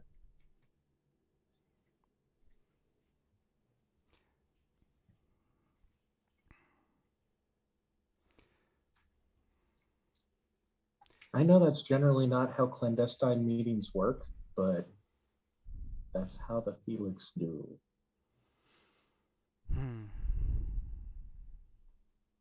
Tarvos, is he always this dense? Pretty much. Okay. I was the one who sent the note. You think it was a coincidence? No, I saw you in that old rum house. Or I saw you go into the old rum house. I, talked to some people there. And I figured I would help.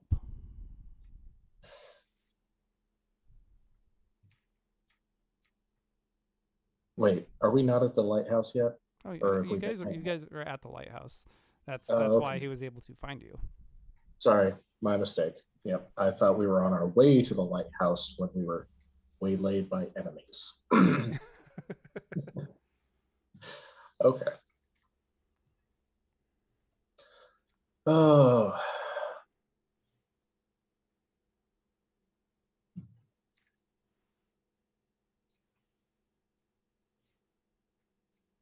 Tiberius, I swear to Narl, if you screw me over right now, yeah, I mean, I don't know. Tarvos, what do you think? I mean, I think he's kind of trustworthy. Definitely a little sketch, but I mean, I'm down for whatever. What if I told you we've tried to kill each other at least 8 different times? Sounds like I need to get in line. It kill, but defeats and dueled. We've dueled at least 8 different times. Sorry, my Bluetooth headphones cut out. Sorry about that. Gentlemanly duel at least 8 different times. Yeah. And you didn't die. That's Yeah. Impressive. Neither did he.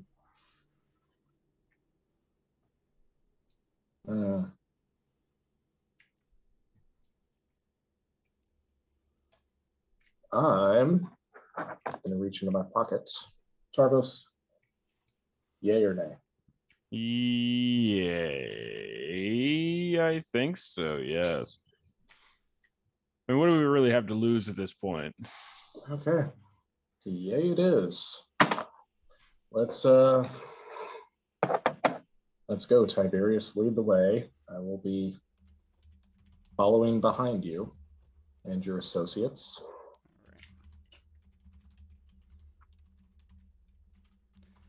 Okay.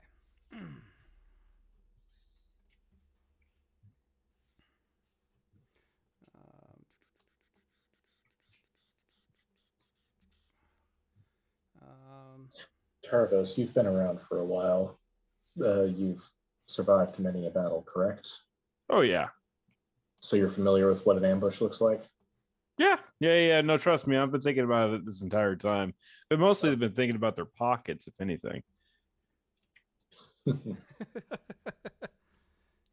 Yeah, okay.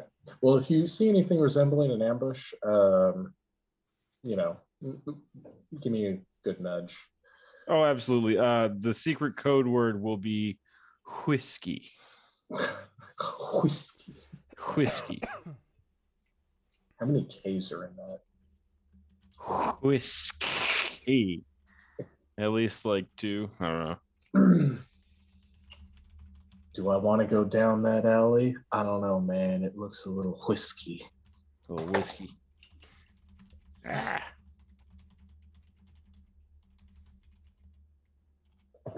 How many buddies does Tiberius have with him? It's just him. Oh, it's just him? Yep. Yeah, this is definitely an ambush.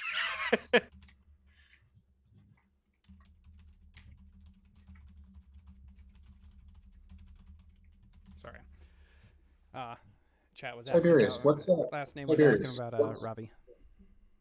Tiberius, that bar up ahead. I don't have the elven eyes to see it. Is the name of that place Memento Mori? All right, so Tiberius goes, okay, well, I see that you still don't trust me, but that's okay.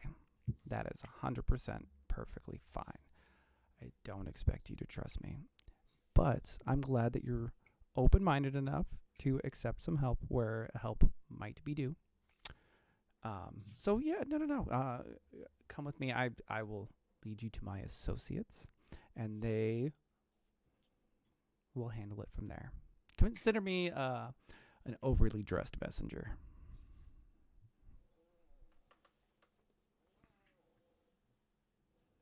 I'm trying to help.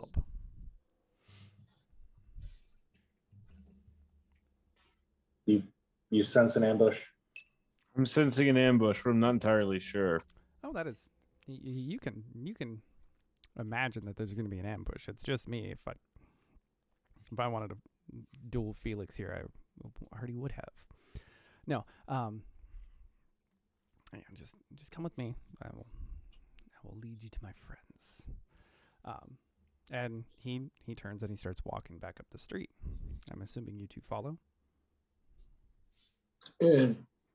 15 feet behind him. Yeah, that's a good distance.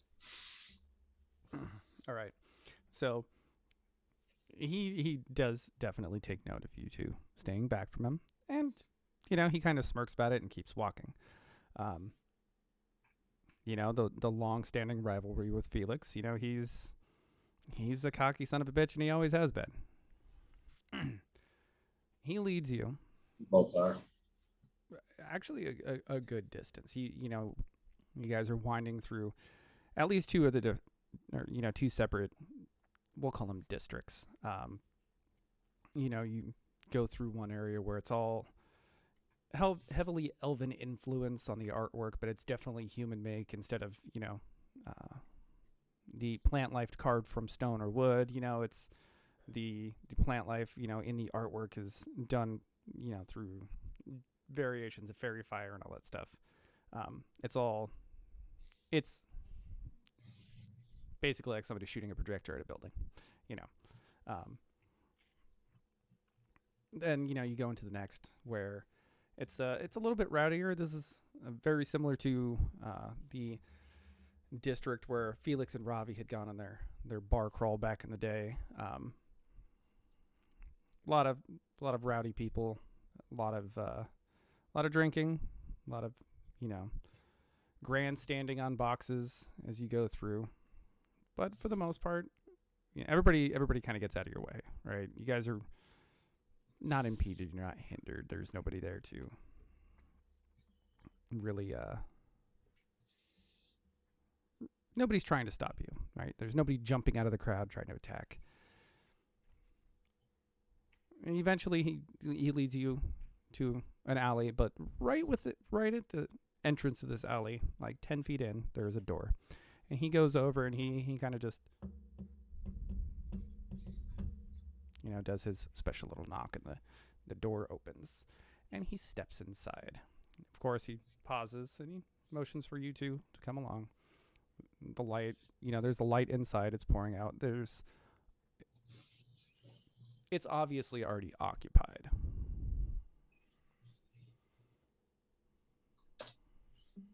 Tarvos, here's 2 gold. Go ahead in front of me. That's not enough, my friend.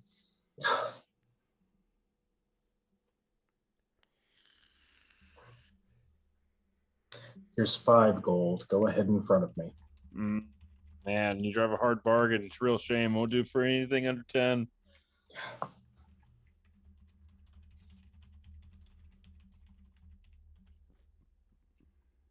Aren't you the up close and personal Mr. Breathe Fire?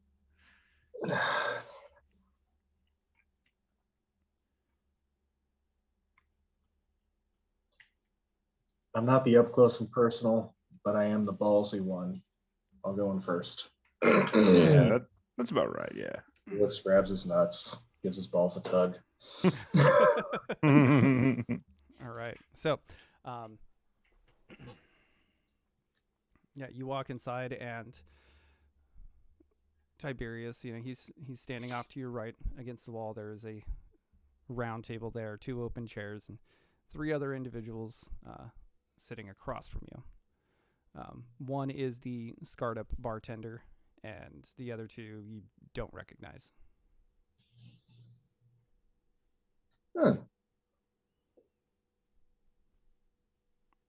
Hey, gentlemen. Got your note. Why didn't you just tell me to come here? Seems suspicious. Definitely.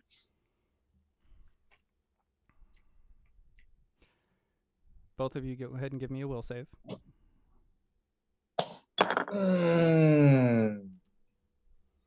12.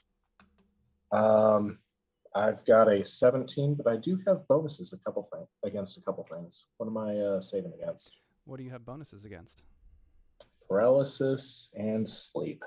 Okay. It's neither one of those. Yeah. All right. So I'm going to let you both know right now, neither of you can currently lie. Oh, interesting. Huh.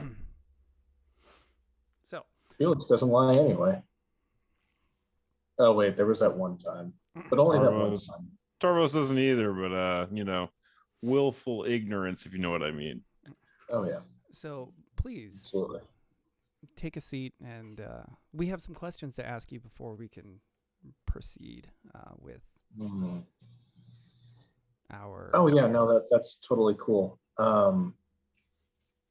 Yeah, that's fine. all right.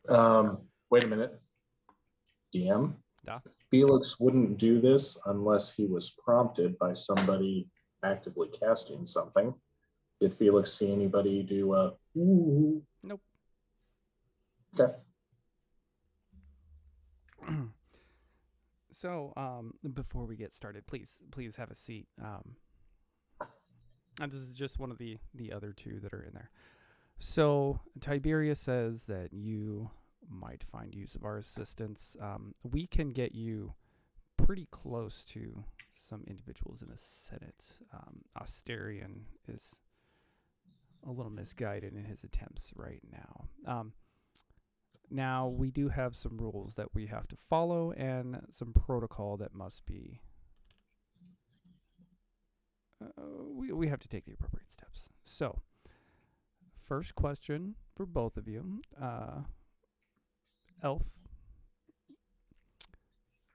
are you a member of Divinity?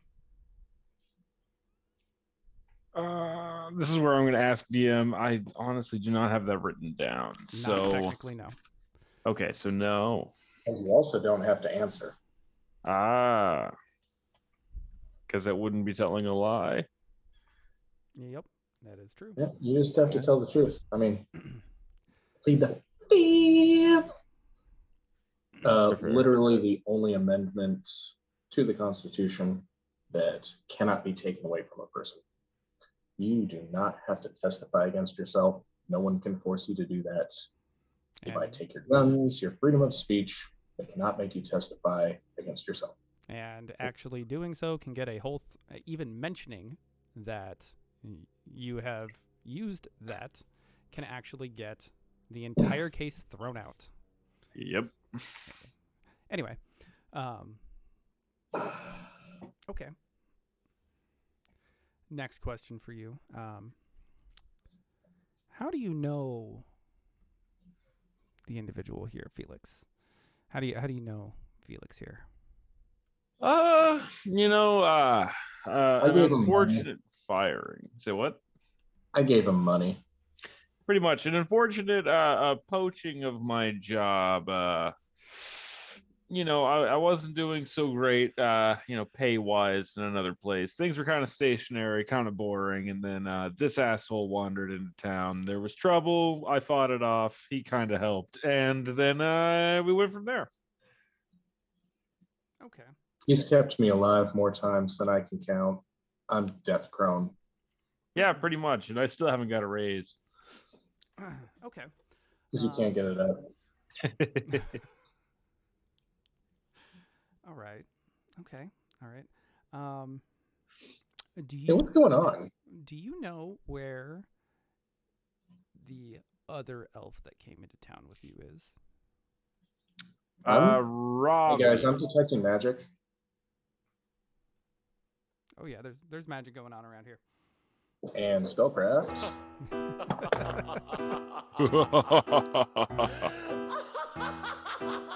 Yes, slap at Felix every chance we get. Hey, wait a minute. Hey, with my 22, do I detect the zone of truth? Yeah. Okay. Hey, you guys have us in a zone of truth. Are you in the zone of truth too? Me? Yes, Oh, I am in the zone of truth. So, we'll get back to that question about. Hold on. Wait a minute. Felix. Because if you weren't in the zone of truth, you'd be able to say you were in the zone of truth, but we're in the zone of truth. You want to sit in front of us? Why do you think we're sitting at the table?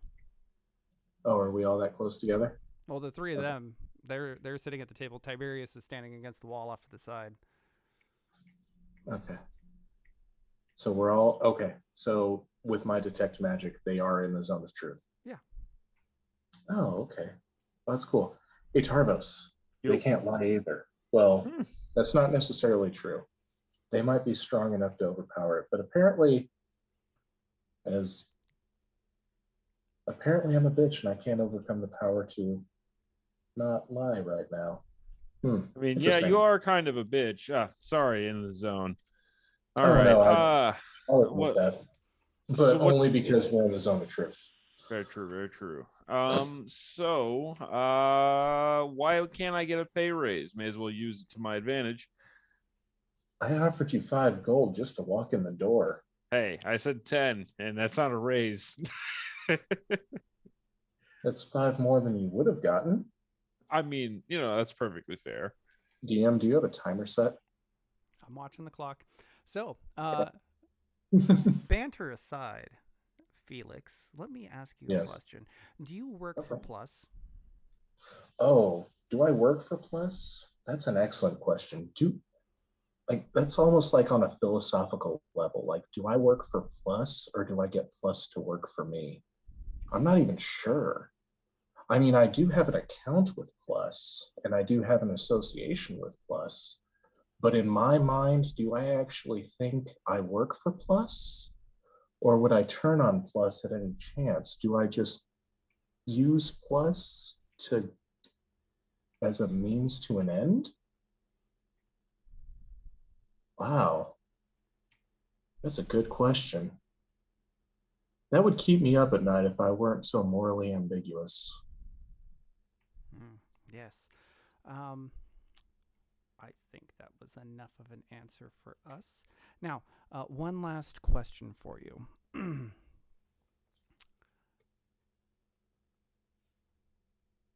Why are you coming here spreading these wild rumors? Oh, I won't say spreading wild rumors. Why did you relay to Asterion that we would be under assault? Is this something that is true? Oh yeah. Those crazy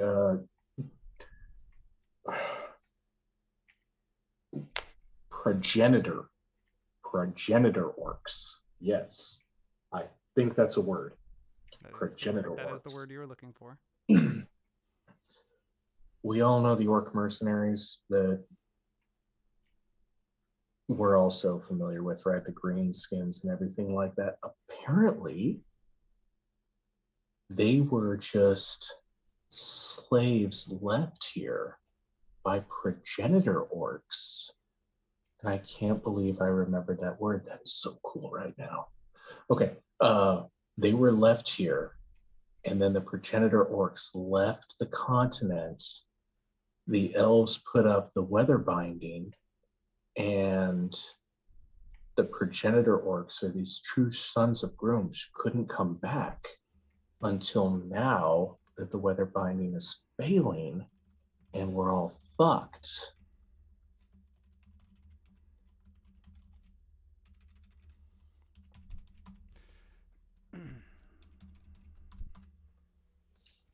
Interesting.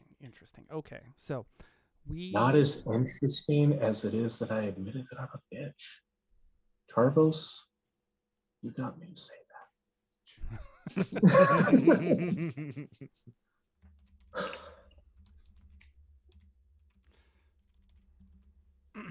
Tarvos, have you ever had like way too much vodka and just like everything just came pouring out of you? Oh yeah, absolutely. That's how I feel right now. Yeah. Okay. Well, that's good to know. We had this spell running here as a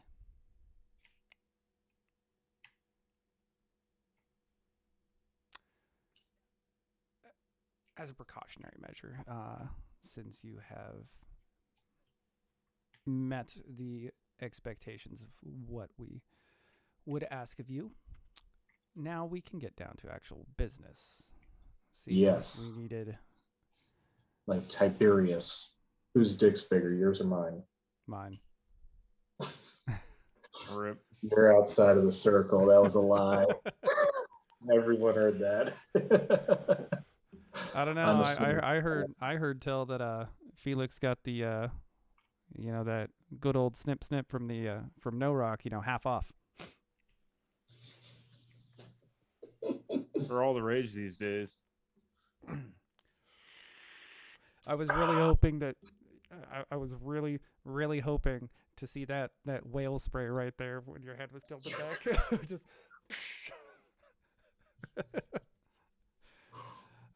Okay. Well, now you see, we can get you close to one of the members of the Senate. Close enough that you can relay your information. Here's what it's going to cost you. You see, we have a vested interest in opening up certain channels again. Not with Plus as a whole, of course, but perhaps a more direct inroad for some of our more elusive resources. Oh yeah, no, I totally get it. Plus has many trade routes. It's the Plus has control of the most expedient trade routes on the entire continent, thanks to my floating ass island, Plus's floating ass island.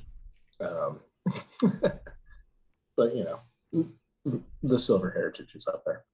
Yeah, I can see that. Hey,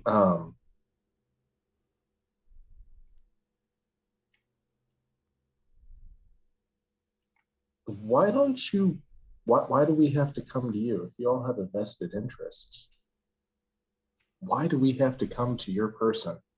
You all know it now, and you know we're not lying. Just come to us. You see, that's the kicker. So, because I'm really tired of being errand boy. Oh, like, yeah, I don't doubt that at all. Tiberius, you like being errand boy? I mean, you had to come track us down. Kind of bullshit, ain't it? It has its purposes. Now, you see, here's the thing. Your admission just now has been scried upon. We are being actively watched. So your admission to being affiliated with Plus can and will be used against you in any sort of dealings here in Atramos, should we find it pertinent to do so. Conversely, I'm still an Atramosian citizen. Yes. I do have citizenship with Atramos, and that should give me. Oh fuck, that screws me even harder. Yes. Oh damn. So, I should have pleaded the fifth. This information can and will be held against you should we need it. And I'm really hoping that we never need to go that route. So, we would like some certain inroads established. Logistical, not social. In fact, you will be given a location, but never a name. And you will supply certain requested resources to that location, and there will be direct compensation to either yourself or we'll call it an individual directly linked or directly controlled by you. So this person will be Sorry to interrupt you, but Felix has been stalling. I know. I know. Well aware that is exactly what Felix was trying to do. Yeah. About how many minutes has it been? It's dissipated, but it served its purpose. Yeah, it's dissipated. But yeah, Felix wants to. Does he feel like he can lie again? I mean, Felix can try to lie, of course. That's with your detect magic and all that stuff. Yeah, that's what I was going to do. I was going to try to detect magic again. Well, I mean, that's something that Felix just does, right? Yeah, but Go ahead. Go ahead. On the low. That's a 3. Everyone knows I'm detecting magic. Yeah. Okay, so you want an inn, you want to be able to smuggle some shit. And in return, you won't arrest me while I'm in Atramos?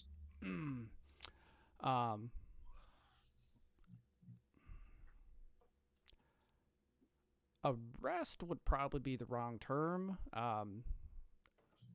Hang, murder? Public execution, definitely. It's not something that I would necessarily do, or any individual here would necessarily do. But at any time, if you or any of your known associates were to end up on the wrong side of the law, this information may be used against you. But we really don't want it to get there, of course. We're looking at a partnership with leverage here, of course. Oh, yeah. No, I totally get that you're going for a partnership with leverage. I'm just, honestly, I'm wondering why you're going for a partnership with leverage, or how you think you can get away with a partnership with leverage. I mean, partnership, yes, but with leverage? Think about it. Plus sent us here, right? Mm-hmm. We're expendable. That's why they sent us. Okay. You hear Tiberius off to the side go, yeah, he is. Yeah. And yeah, we're expendable. Yes, we're ambassadors or emissaries or whatever, but we're expendable. Yes, I do have a little bit of moral flexibility. And if you came at me saying like, hey dude, I've got a business proposition for you, totally would have gone with that. Don't give a shit about my affiliation with Plus. Yeah. Are we still being scryed upon? Do I detect that?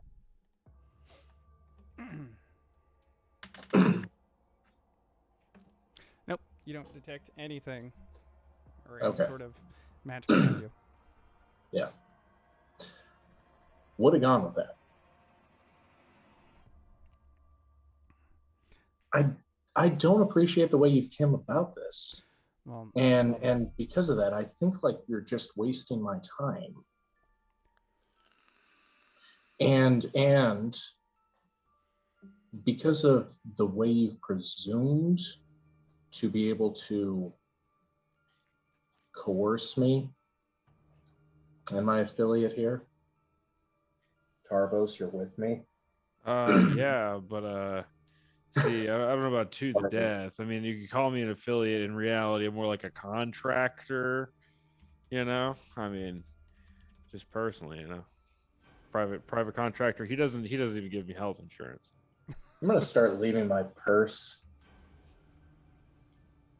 in the casino, and you get paid on my safe return on future endeavors.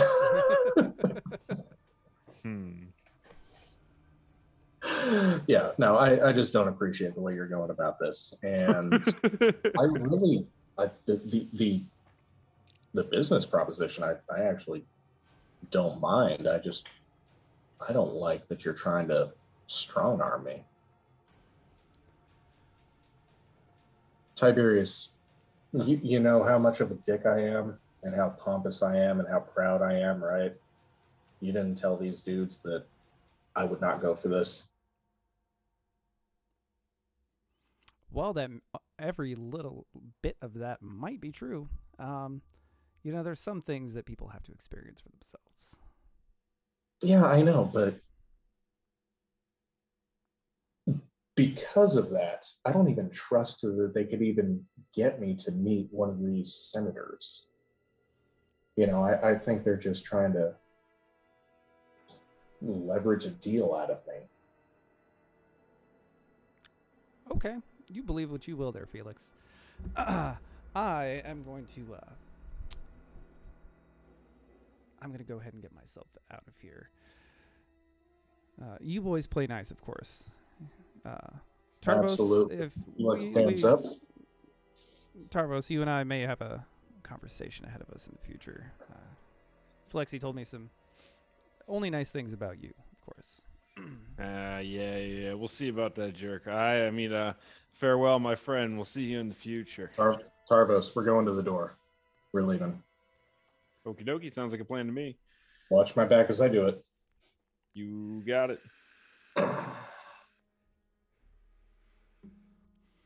Nobody stops you.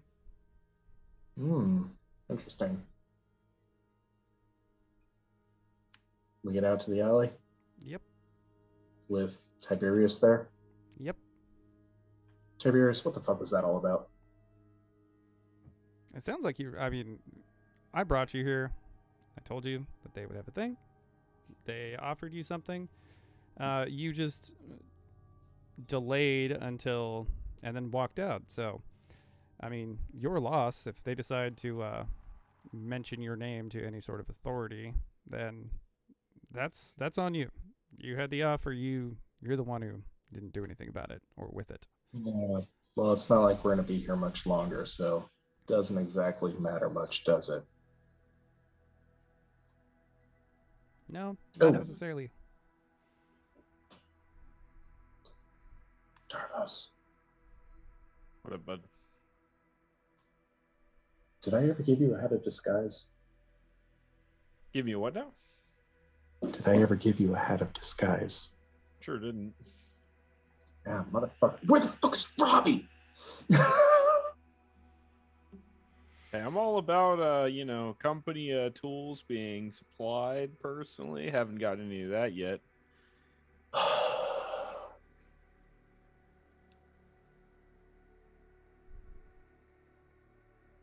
But, You make a valid point, and I would love to supply you with some stuff in the future. Sounds like a plan to me, boss. Yeah.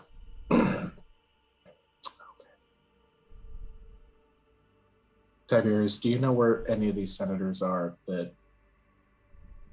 or this ghost queen?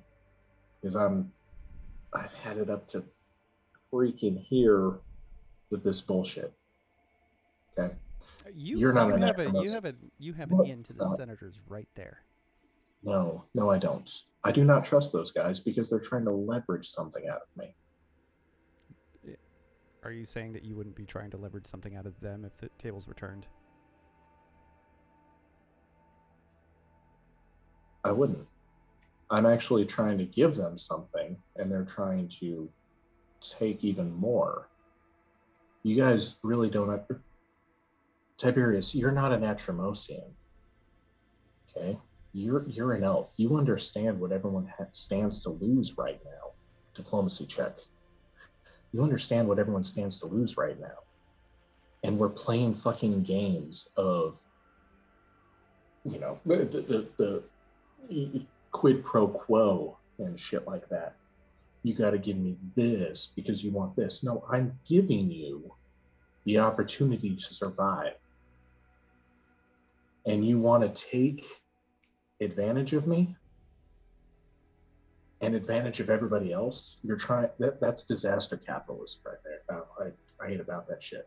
Come on, Tiberius. Do you know what they know? Diplomacy. Oh, 16 plus 18. What's that? 34? Yep. All right, look.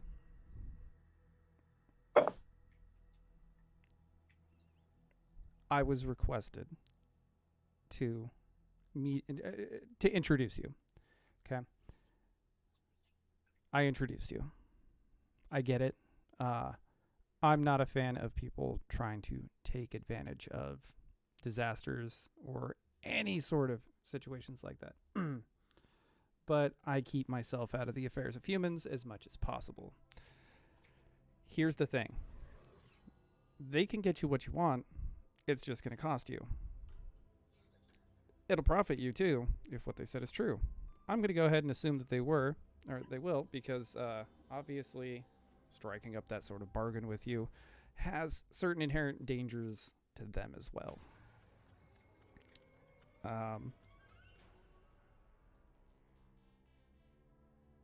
Or you could wait for your other buddy to see what he can figure out. Well, you and I seem to be on good terms right now. Would you consider yourself friendly with them? Acquaintances. Occasionally inclined to favorable business opportunities. I've wondered about this for a while. You and I always had this back and forth, who's tougher, who's scarier, who's stronger. What if the two of us went in there and pried the information out of them? Not in a harmful way. Just an intimidating one. Yeah. You know, it might be a bonding experience for the two of us. We might actually grow beyond this rivalry and actually be able to put it behind us. We would have some common ground, some really enjoyable times, really enjoyable memories. Oh. But I don't want you to have to lose anything from it. If you lose anything from just going in there and asking them aggressively for this information, then please don't agree to this. Okay. Give me 1 second to do something real quick. I need to make some real fast changes.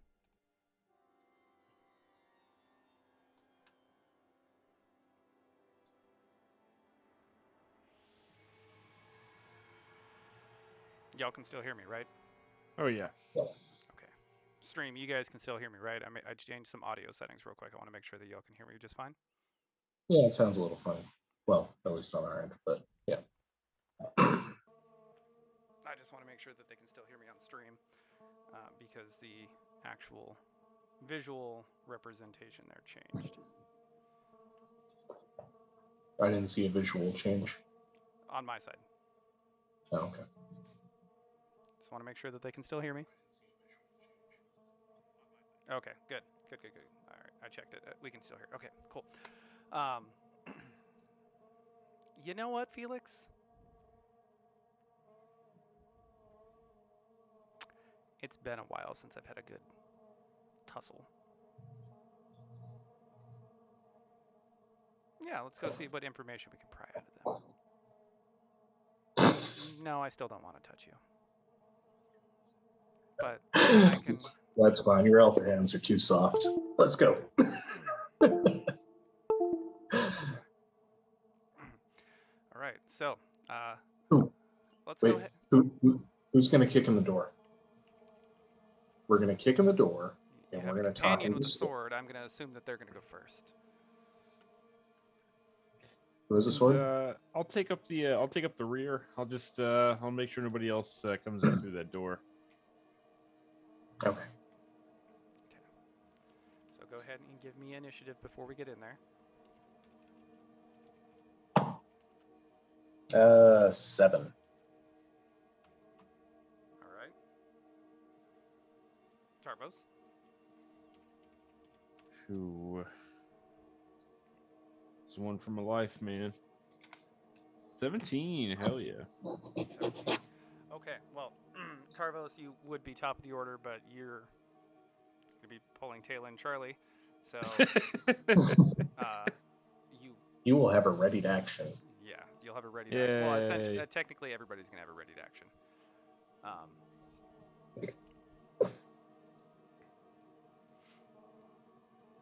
Technically, everybody will. So,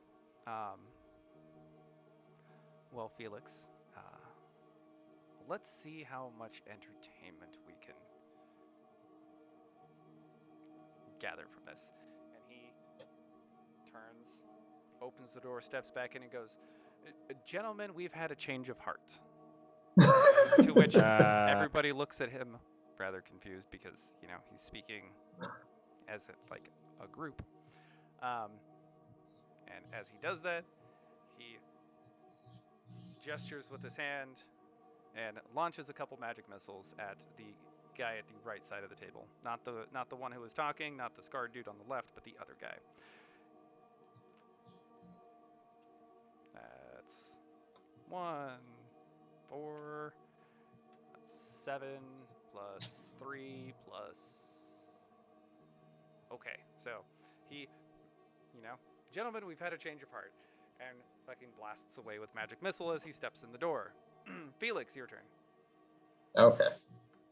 Hey, I want to talk to the scarred tender, and Memento Mori, the other guy. The one on the right or the one in the center? Or the scarred one? I want to talk to the bartender.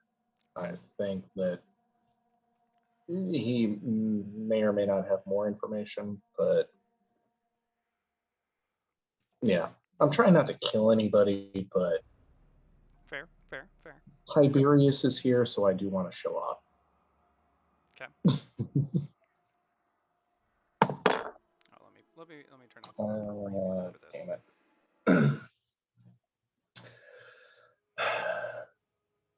Is he within 30 feet? Yes. Okay. Does a 12 touch his flat-footed AC? Yes. Okay.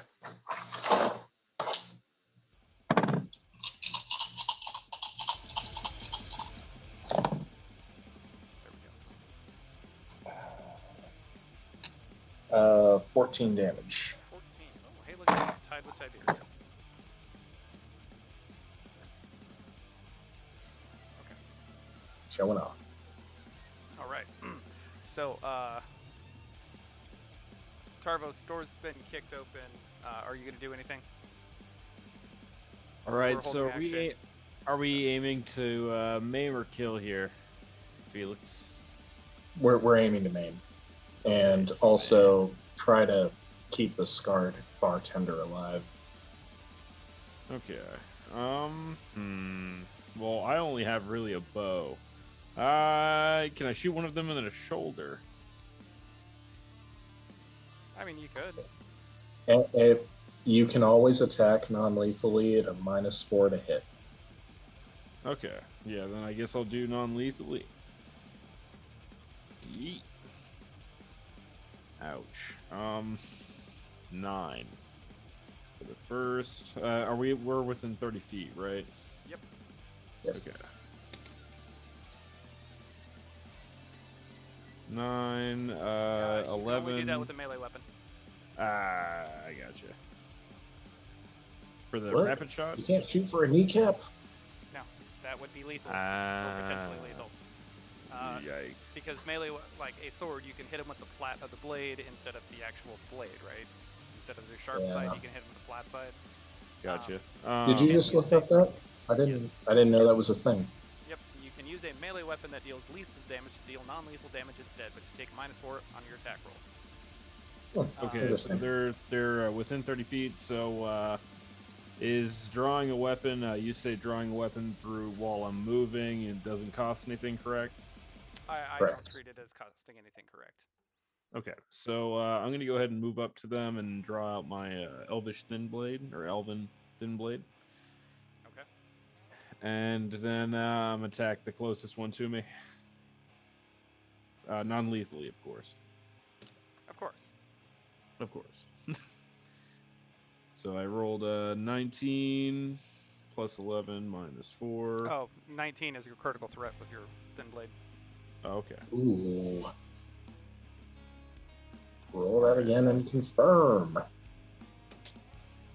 17. Hell yeah. 17.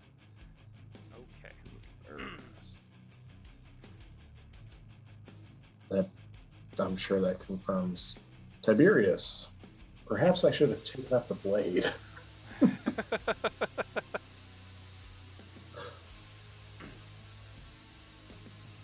While I was studying the arcane arts, You were studying the blade. Bonk. One of which takes significantly less time to learn. I think mine took 15 minutes. Go Warlock. Yes, yours took 15 minutes, little ritual, and yeah, you were good to go. Okay. Hey, Alias, is that better? Can you hear me better now? All right, cool. Thank you for letting me know. All right, so what was the damage on that? Because yes, Oh yeah, it confirmed the crit. Roll your damage twice. 1d8 plus 3. Okay. All right. 6 on the first, and 10 on the second. 16 total. 16 total. Okay. This is non-lethal, by the way. So I'm just bonking him, sending him to Horty jail. All right. Yeah. So the dude on the right side of the table, yeah, he gets hit with the magic missiles as Felix shoots the other guy, and then you come up and you bonk him. You come running in, smash your sword into the back of his head, and his face kind of ricochets off the table for a second, and he goes, and he's limp. Right? Their turn. So, guy in the middle stands up, draws a holy symbol out from his jacket, and looks at Felix and goes, "Sleep!" Felix, make a will save. With a +1. It's not a sleep effect. It is Enchantment.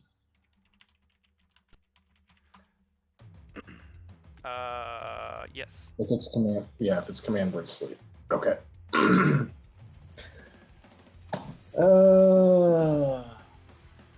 14. 14. Okay, so for the next round, you're not asleep, but you're just on the ground acting like you're asleep. Hey, Basically if it just- meets, it beats. Who said it? Oh, I needed a 15, didn't I? Damn it. Bam! He stands up and sleep, and Felix just crumples. That's fine. I was bored as shit anyway. All right. The other guy, the burnt-ass bartender, he gets up and goes. He gets up, runs to Felix's crumpled body. Tiberius doesn't have a melee weapon, so he does not provoke an attack of opportunity. And he kneels down over. Was it? What? Hold on. Felix does that on Felix's turn, not immediately. No, I said. What do you? Tiberius has a turn before Felix does. This is the other guy at the table, the burnt bartender. Okay, yeah, but Felix doesn't go down until Felix's turn. Okay. The burnt bartender gets up and starts charging toward Felix, drawing something out of his jacket. Tarvos, you can go ahead and give me a spot check to see if you can figure out what it is.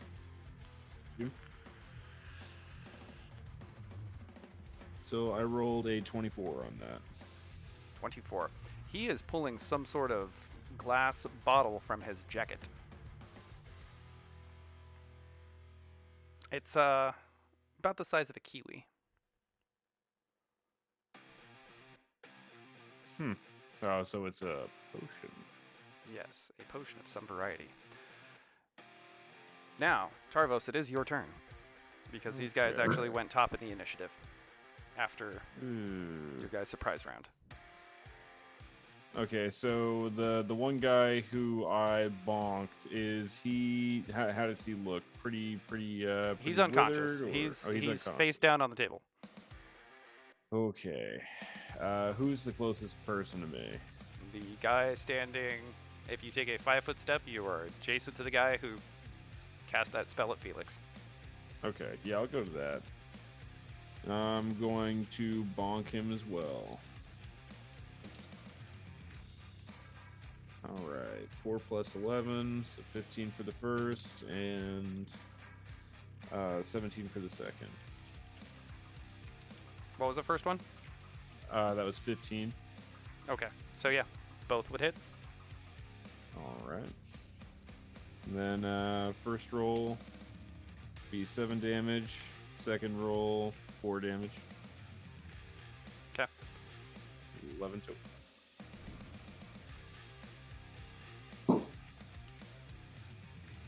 All right. And now Tiberius is turned. Tiberius surveils the situation.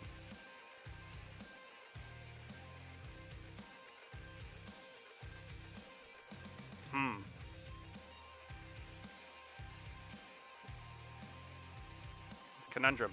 He takes a 5-foot step back and summons a ball of fire into his hand, which he throws at the burnt dude who's charging at Felix.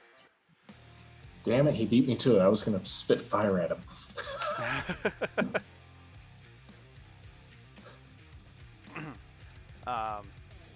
Misses. Thank you, too. And... Does he hit Felix? No, he just pitched it. Felix, it's your turn. You pass out. No, no. Which puts us at the top of the order. Tarvos, the guy who you step forward and hit, he takes a 5-foot step back. Oh, that would explain. Apparently, Metallica's doing a concert on Twitch. Huh. I did not know that last name. All right.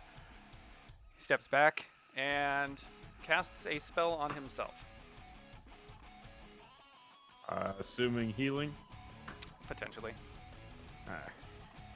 You don't know what it is because you don't have the appropriate skills to determine that, and Felix is unconscious, so he can't tell you. Fantastic. All right.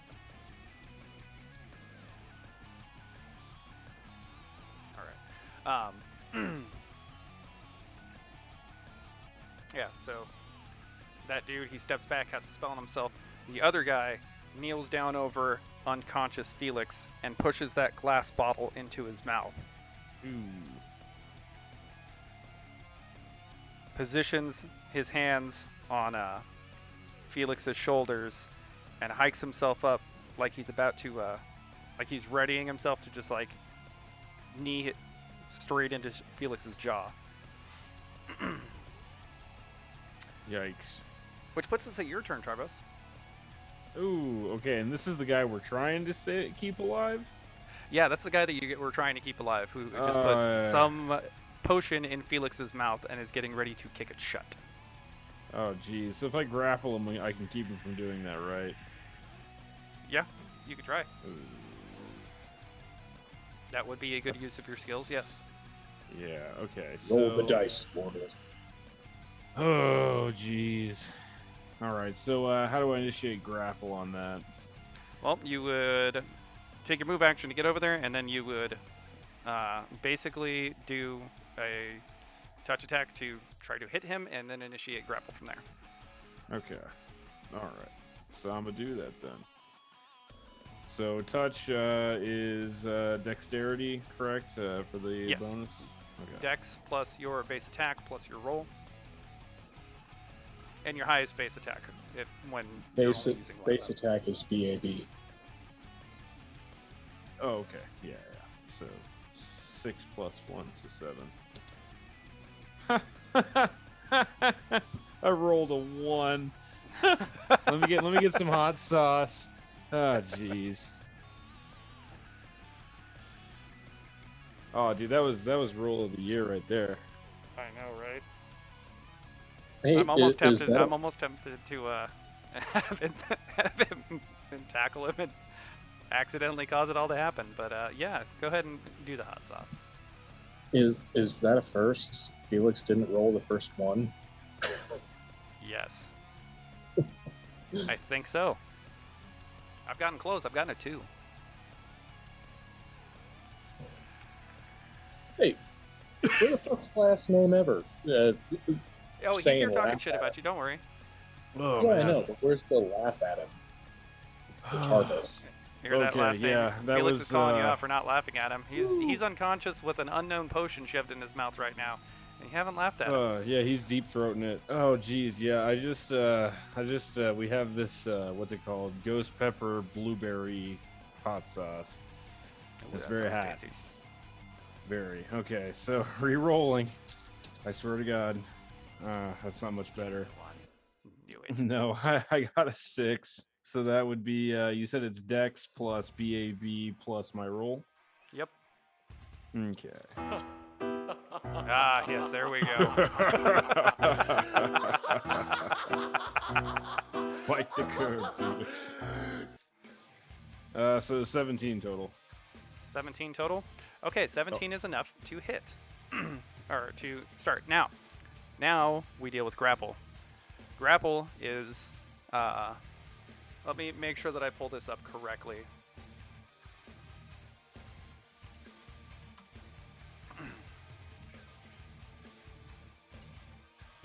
All right.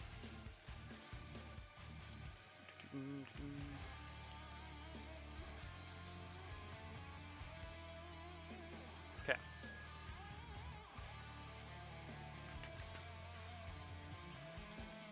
Okay, so you made your melee attack roll. Got it. You're not going to provoke an attack of opportunity against him. So now we do opposed grapples. Good luck. I just rolled a natural 20. Ay, caramba. Whew. Alright, come Nat on. 20, come on, let's go. Yeah, I'm gonna use my Demir die for this one, man. This is my first D20 I've ever owned. Let's go. Oh, my sweet Jesus. I swear to God, I got a 20, bitch. Send Felix a picture of it. You got it. You got it. No, absolutely. Holy crap. In 5 minutes, when I'm done with this cigarette, I will check that. I mean, I can just send it to you. Yeah, you could always send it to me on Discord. Ah, crap, I'm recording.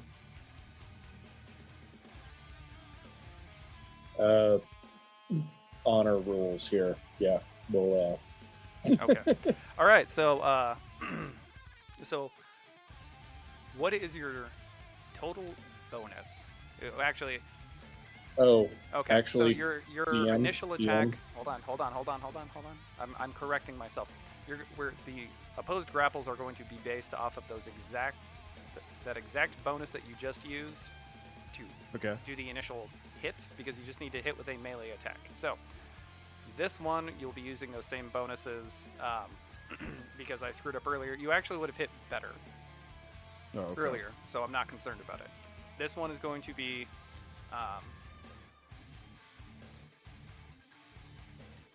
so it would be the grapple check 31 is all going day. to hold on. The grapple check is your base attack bonus, strength, and you don't have any special modifiers. Okay. Getting out of a grapple, you can use your dex, but to do the grapple, you have to use strength. Okay, I got you. Okay, so I only have a +2 on my strength, unfortunately. So it'd be a 29 all day.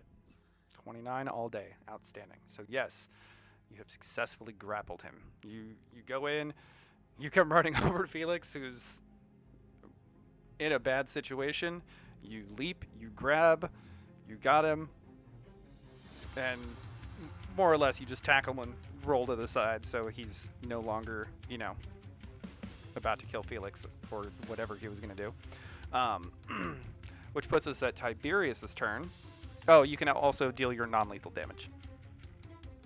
Oh, okay. I'll say non-lethal So- because you don't have a light weapon, or a small enough weapon equipped to pull it off. But you have, I gotcha. you know, you can always just punch him. Yeah. So Okay. half a d6, it's a d3. So roll a d6, half it, and then add your strength. Okay. Roll d6, roll the 5. So that would be 2, and plus 2, so 4. 4? Yep.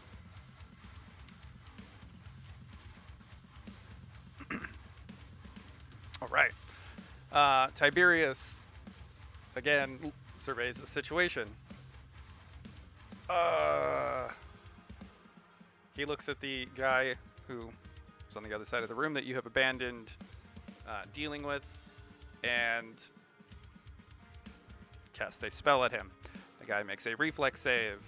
Succeeds on his reflex save, but taking half damage as a lightning bolt hits him is, still half damage from a lightning bolt. Lightning bolt from a war mage, nonetheless. Okay, so with that, and the non-lethal damage that he took earlier, and that, he goes down. It doesn't look like he's dead, but he's out.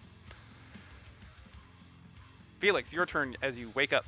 You have a kiwi-sized glass bottle in your mouth, and Tarvos has just tackled the guy off of you.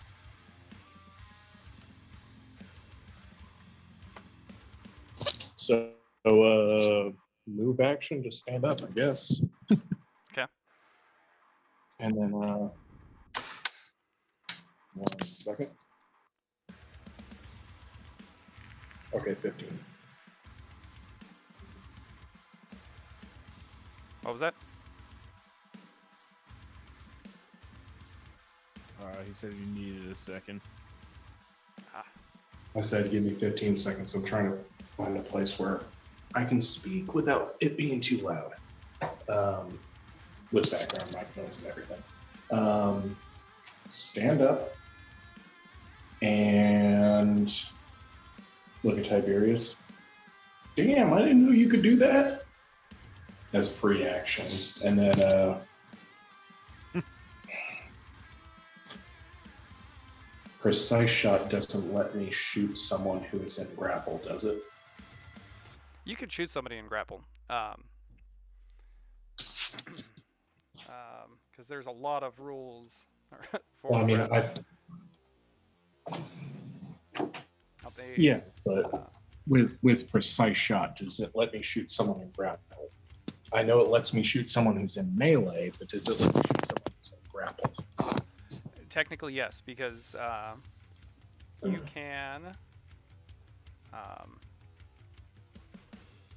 you can attack into a grapple, and it actually, I think, only gives them like a -4 to their AC for it. So, being that you have precise shot, they are in grapple, and there's nothing about a mischance in here. I've read it over a ton of times. I know we used to do it as there was a percentage chance to hit your ally, but that is apparently not a thing. So the other two are down? Yep. So it's just the one that Tarvos is dealing with? Yeah. Eldritch Blast. Pow! I swear to God, if you fucking hit me. Oh no. I have precise shot. I can't hit you. Okay. 17 plus 6 is 23 touch. Oh yeah, that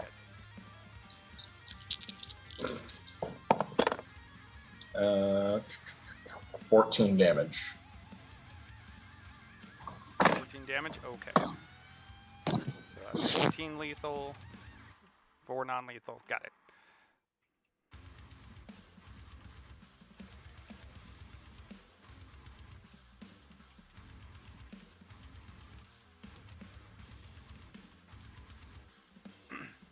All right. The other dude is down. Really, this is the only guy left to deal with. which it's actually their turn, so he's going to try to break the grapple. Felix, do you still have that bottle in your mouth? I don't remember hearing him say anything about taking it out. He So- didn't. Just running around with the bottle in his mouth. So I'm just imagining him going, That would have been oh, part of his. I didn't know you could do that.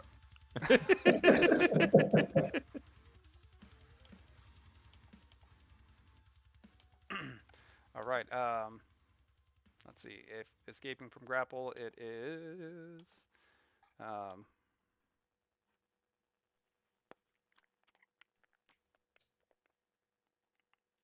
Okay. So yeah, he's gonna try to escape grapple. Go ahead and give me that opposed roll there, Tarvos. Yep, you got it. And that's just straight up D20. Yeah, same numbers as before. Okay. So with my strength and BAB. Okay, so that would be 20 total. 20 total? Okay. Yeah.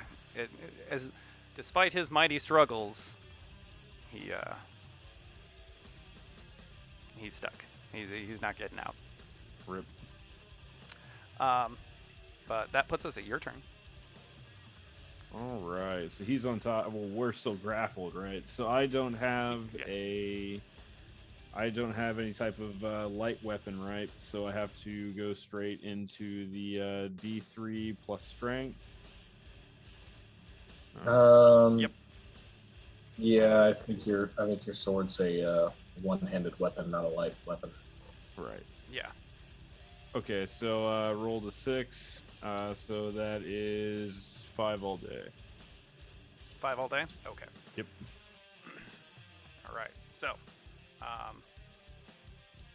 yeah, he basically he struggles, and you kind of just grab him by his shoulders, lift him up, and just slam his head back down. Kind of give him the old pile slam driver. his head down, and yep, slam his head down, give him the elbow, and he's out. Have some Or he stone. stops struggling. He's unconscious. Crunch. Just take him around, whip him onto the ground, dust my hands off, all that good stuff. Oh yeah.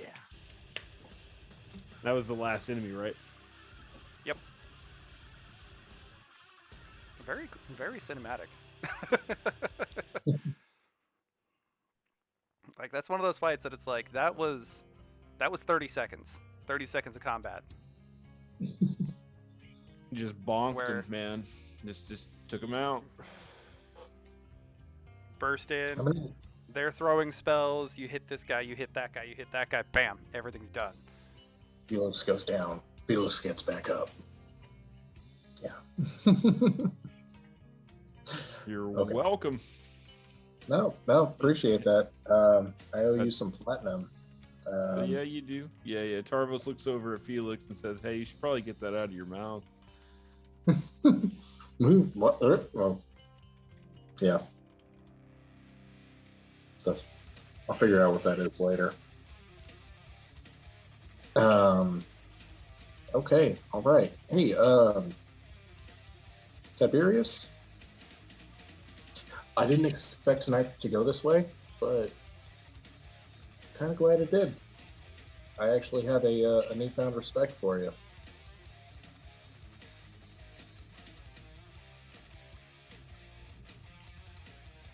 Well, That's it was- exactly it the was- response.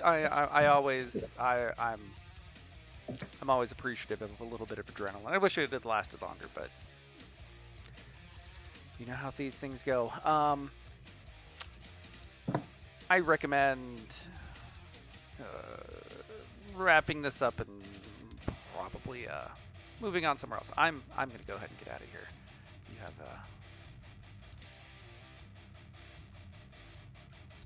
I don't blame you. you go ahead. You go ahead and handle this.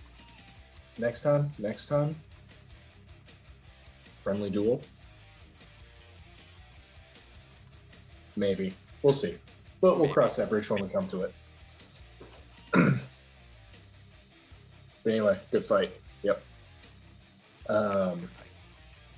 Tardos, help me out. We need to wrap these dudes up. And when I say wrap these dudes up, I mean literally wrap them up. Untie them. Do you have rope, or are we just going to use the tablecloth? No, we can use their belts. We can use their pants. We can use whatever. That one dude who had the holy symbol, I am taking that holy symbol. Nice. Is it made out of silver at least? I don't know, but if he doesn't have it, he can't cast spells. Oh, yeah. That's why we're taking it. Yeah. Okay. DM, holy symbol of who? Give me knowledge religion.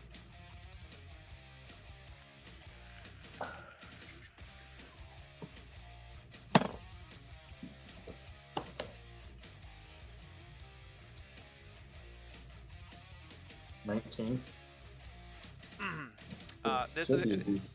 I'm gonna do a little bit of. It is. Umbrella. No, it's Exaka. It's the equivalent. This world's equivalent of Bane.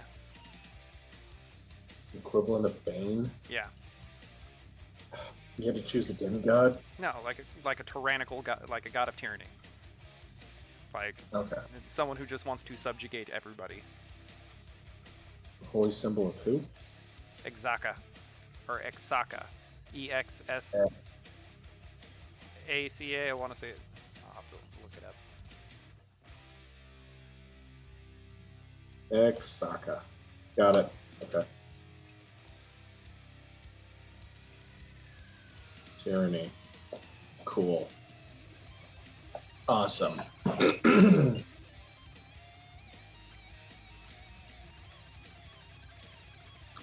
Was he wearing armor? No. Okay. Were all of them just in robes? Yeah, just clothes. Oh, okay. Can I search their pockets? Oh yeah. Yeah, go ahead. For sure. So I need to do a search check? Yep. Okie dokie. Alright. Ouch. Okay. Damn, Tardos, you don't need any instructions at all, do you? I'm getting there, buddy. Alright, 16 total. 16 total? Okay.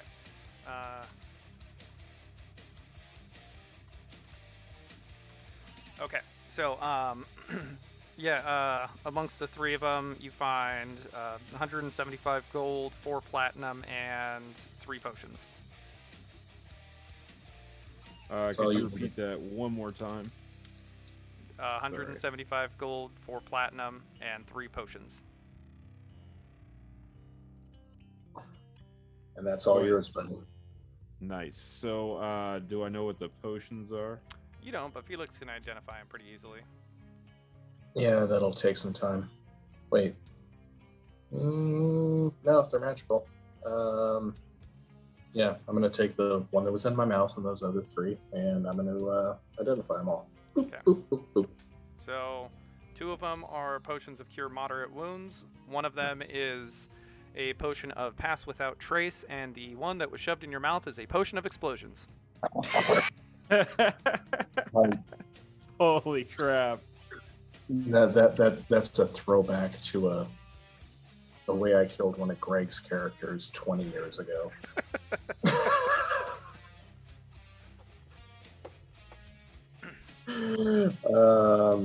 Hey, Tarvos, you probably want the pass without trace. I'll take one of the potions of cure mod. You take the other one. And I'll take the potion of explosions. Alrighty.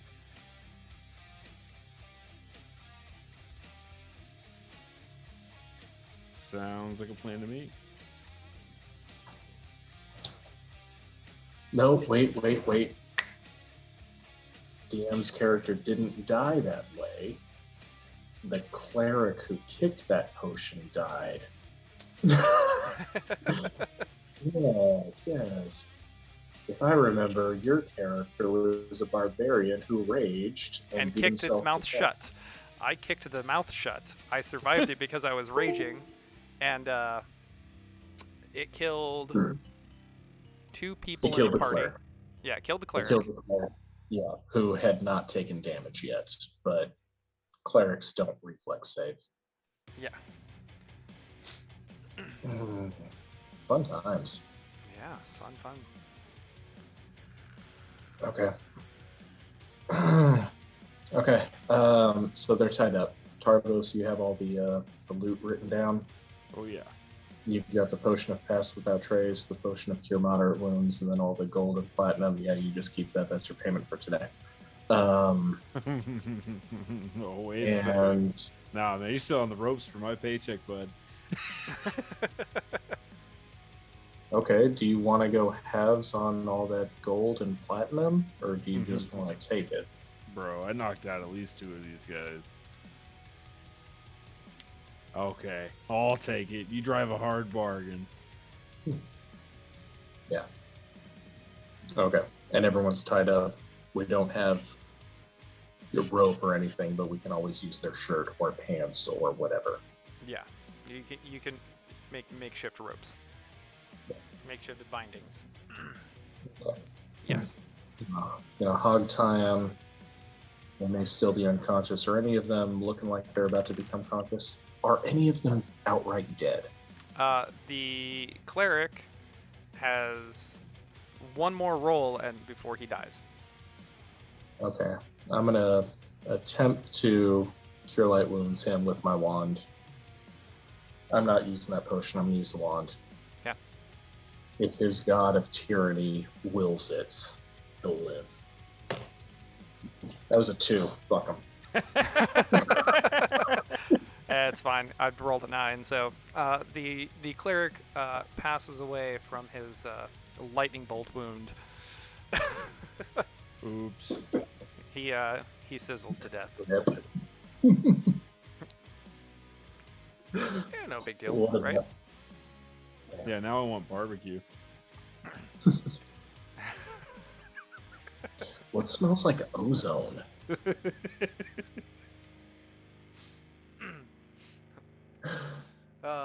Okay. So yeah, you got the other 2. They are bound. Now it doesn't look like either of them are that. Well, I mean, the burnt guy would be the one who would be waking up sooner. Yeah. Well, I mean, so long as they're stable. I'm gonna. Yeah, no, they were both knocked out with non-lethal damage. The other one was taken down by lethal damage. Okay.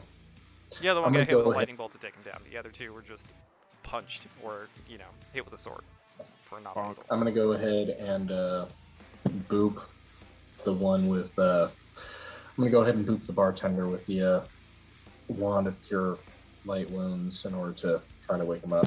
Let's see if I can do this.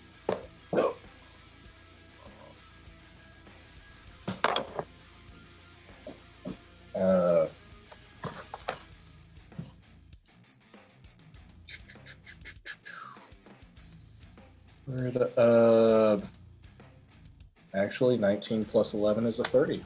That wakes him up. Or, sorry, that doesn't necessarily wake him up, but he gets a D10 plus 1, or a D8 plus 1. He gains 5 health back.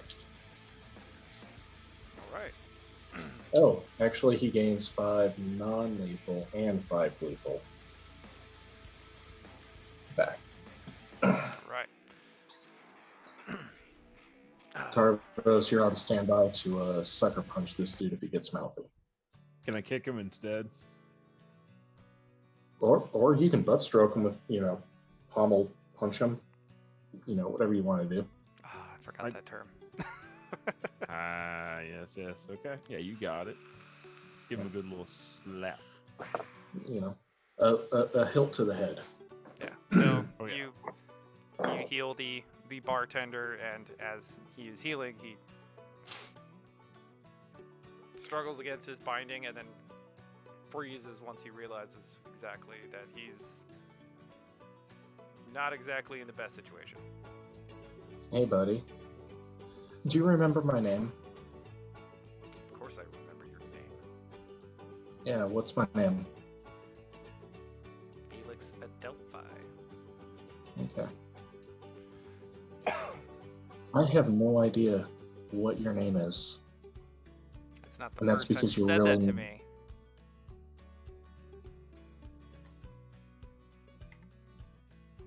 Holy shit, you son of a bitch. I'm gonna breathe fire on him. Uh-oh. No. I hold Felix back. Reoccurring villain. Reflex save. Of course, he's bound, so fail. Yep. Ooh. I rolled a 6 on that, so he takes 6 fire damage.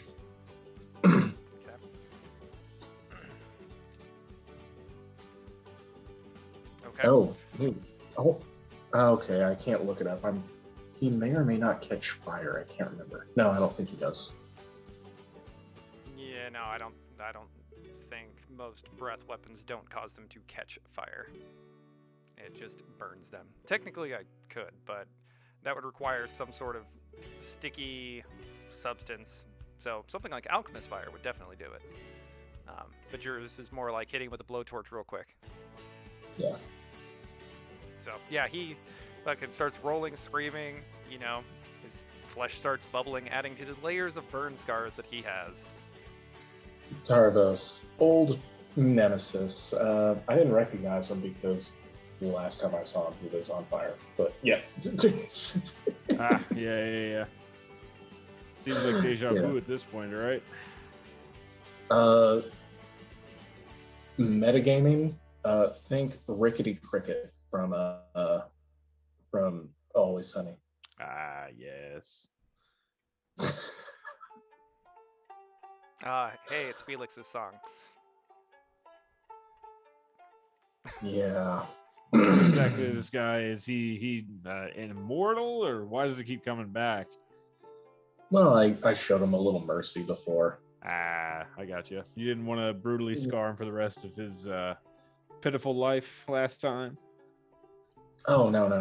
I was given the option to kill him, but there's fates worse than death. Very true. Very true. Yeah. Anyway,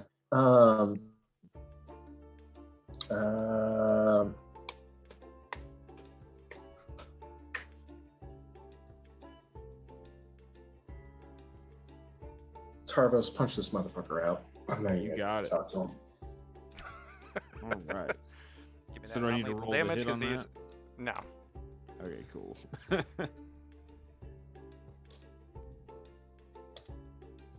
All right, so 5 for the first, 8 for the second. Okay. Yeah, you. Bonk. All right, he's out. Okay. Go to horny. When you were rummaging through his pockets, did you find any notes or anything? No, man. I only found gold and such. Okay. DM, is that 100% accurate? There wasn't anything else? Okay. Correct. Tarvos, this asshole's name is Vitus. The Silver Heritage used to be his estate. He's an asshole. He tried to take over. He tried to climb the Plus corporate ladder in a very weaselly way. I kind of helped everyone out and got him out of there. I was blessed, awarded with, the estate afterwards. This guy's a prick. Huh. With a name like Fidus, sounds like somebody you could fight a little bit of, you know? Yeah.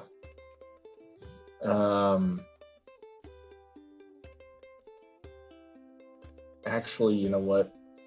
I've got a good idea. What's that? Damn it.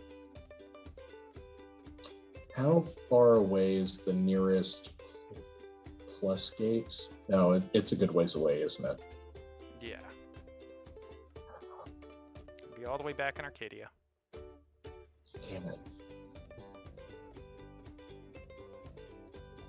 What was your idea?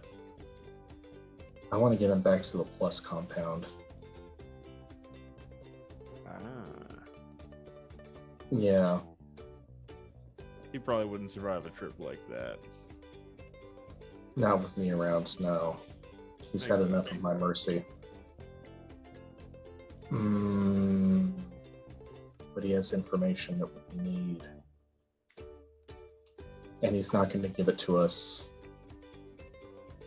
here.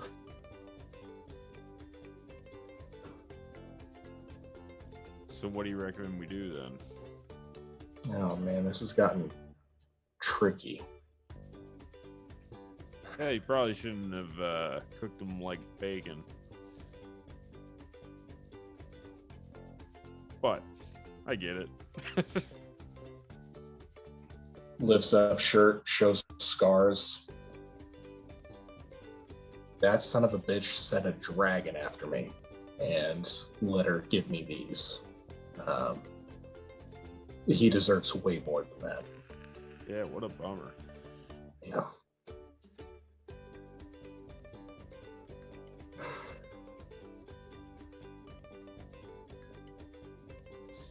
So what do you suppose we do then? How long does that potion of pass without trace last? Let me look it up. That's why that asshole tried to put the potion of explosions in my mouth. That makes sense now. 1 hour per level, so that would be 2 hours. 2 hours? Okay.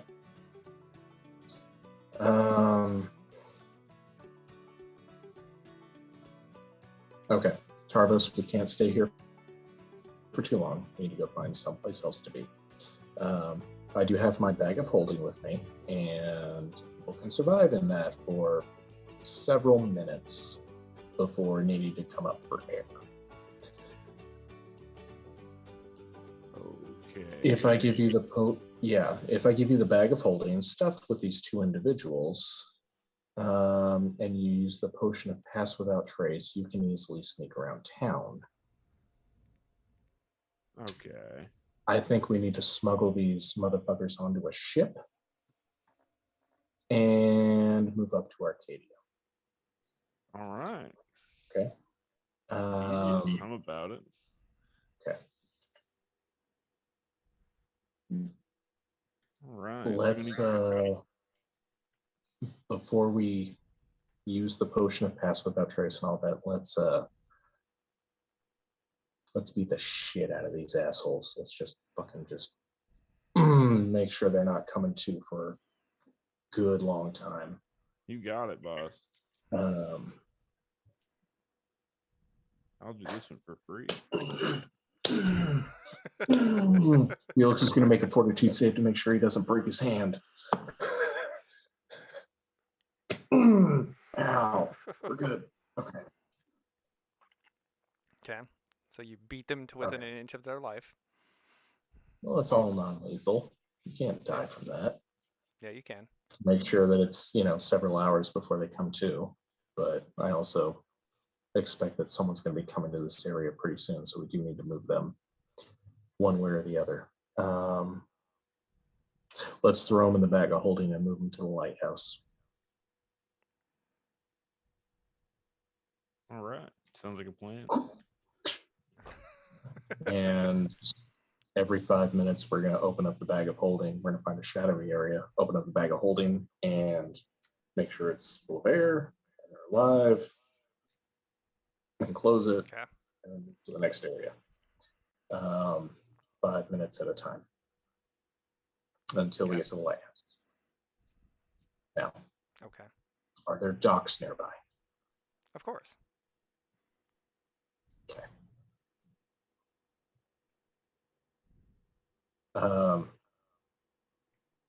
Tarvos, do you want to go look for a ship, or should I? I'll watch the two small guys, in this little bag here. Okay. Every couple minutes, make sure that they get some air. I'll try. It's like having a goldfish all over again. I ever tell you the story about how I to perform CPR on a goldfish? Oh no. My How does oldest that won a work? gold. My oldest won a goldfish at a carnival, and while we were getting a tank set up for it, the goldfish started dying, started suffocating in the water. So I had to take a straw and blow bubbles into the water around the fish to oxygenate the water for it. Oh, that's awesome. It worked. I'd imagine, yeah. Yeah, it was a thing. So yeah, I know That needs exactly to be what that's added. like. That needs to be added to CPR classes. Right. Okay, here's how you perform CPR on an adult. The Heimlich on kids and goldfish. Actually, I know how to perform CPR on a dog, but yeah. Okay. Felix is going to go skulk around the docks, trying to find some shady motherfuckers who will get us to Arcadia overnight, like right now. No It'll questions cost you, but asked. okay. Oh yeah, absolutely. Okay.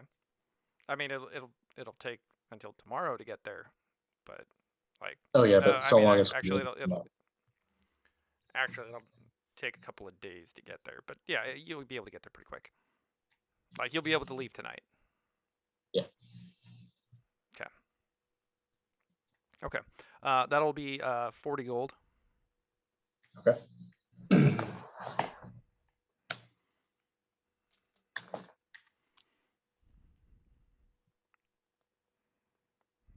Okay. And we skulk aboard. Okay. So yeah, you guys, it's actually like a smaller. I'm not gonna say fishing vessel, but it's not much more than one.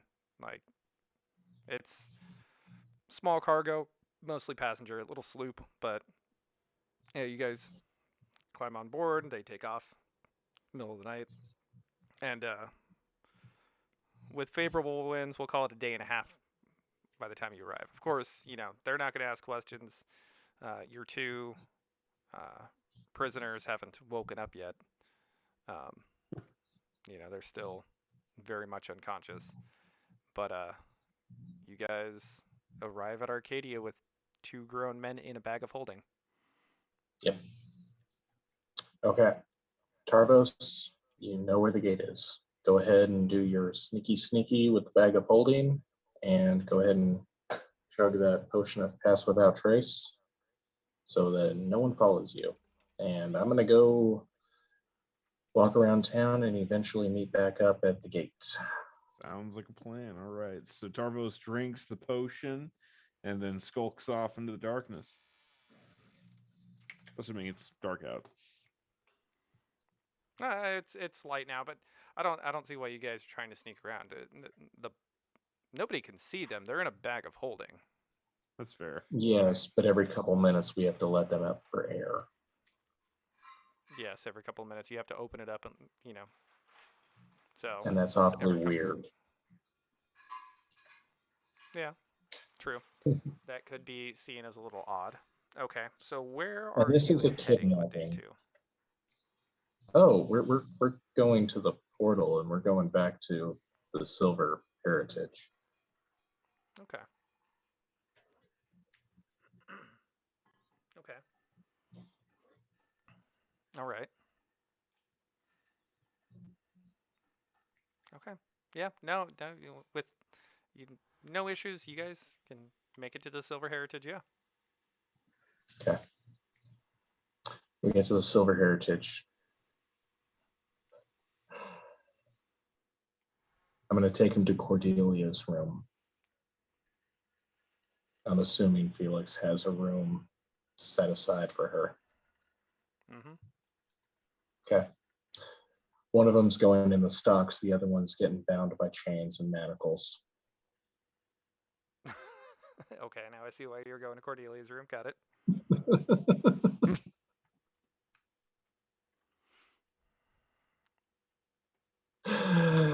And I'm gonna go find Aram or Carcius or Helvetica, anyone that outranks me. Okay. Can I find any of them? Just keep feeding me information so I know how to set the scene. You're gonna go find one of them. Are you I'm gonna gonna go find one to of try them. to bring them back? No, I just want to. Well, yeah. I'm gonna bring them back to the room. Okay. So you find Carcius down at down in the pit. Um, weirdly, like, I mean, I guess not that weird. Um, several tables around him are there's nobody there. Like it's just him and the dealer, and he has a substantial pile of coin with him. Of course, it's Carcius. Um, as a reminder, he is a drow. He is not in disguise. Yeah. Hey, Carcius. Felix. So, did you get our message on the progress of our mission? Did I personally? No. Oh, okay. Do you know where Aram's at? I mean, I'll gladly tell you everything, but yeah, I do want to keep him in the loop. Do you know where he's at? No, I don't. He's Not surprising. Yeah, gone he another sneaks one up. of his little jaunts. Gotcha. Yeah. Okay. Well, here's what's going on. We managed to get one of the herdmaster. I'm going to give you a rundown of everything that's been happening over the last several days, weeks. We managed to speak with one of the herdsmasters of guild, who's going to speak with the rest, so that guild is going to be on the side of this defense of the five kingdoms.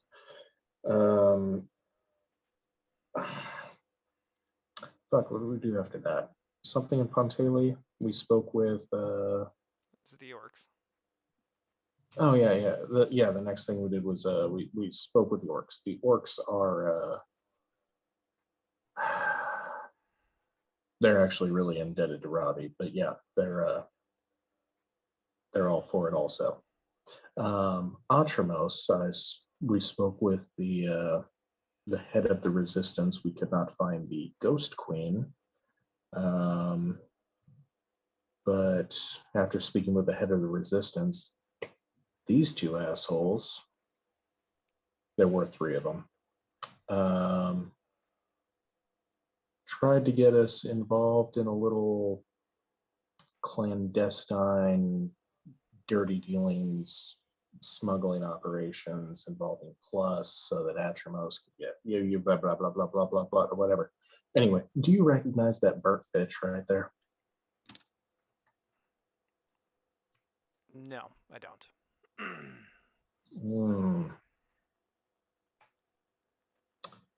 Yeah, well, he's a weaselly fuck.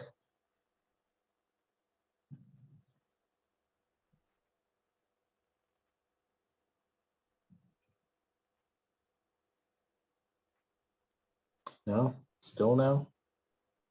Used to, yeah, he used to live around here.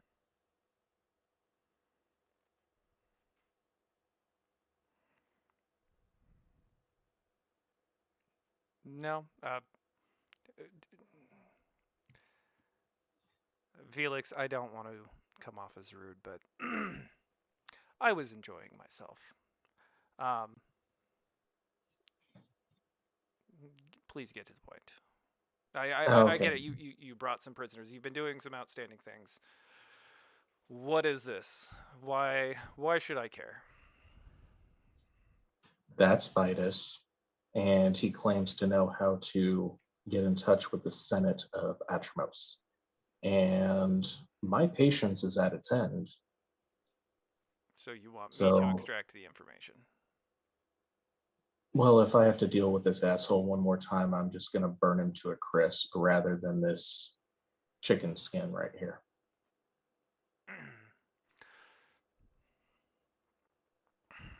And not necessarily you, but you want to know these things. It involves you. It involves me too, but holy shit, this has been a long couple weeks. Welcome to my existence. I will see what I can have extracted from him. I can't guarantee a timeline.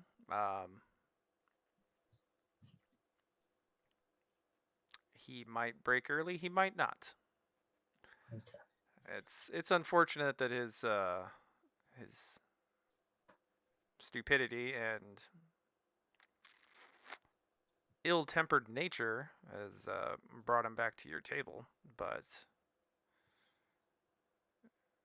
well, fooled you once, shame on him. Fooled you twice, shame on you.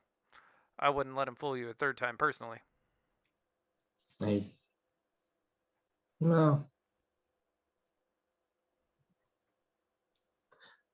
That's why I'm handing them off to you. Okay. Because right now, really tempted just to. Actually, we got two of them. I could just. Yeah. Oh, and the other reason why we just snagged him and brought him here is because anyone affiliated with Plus wanted criminals and Atramos. So. No, of course, everybody knows that. Yeah. Well. Yeah. I'm an ass. I didn't play that right. Next time I'm going to go there with another hat of disguise. That would have been a whole lot easier. But yeah, I'm sick and tired of tracking these assholes down. I talked to who was it? Not Atreyu. Asterion, the leader of the rebellion over there. He's gotten on board with this endeavor. We just need to get the trust of the Senate or the Ghost Queen, but no one knows who this Ghost Queen is, so I don't know. I have this paranoid suspicion that it's Helvetica, but I've got no basis behind that other than just paranoia. Well, that would be a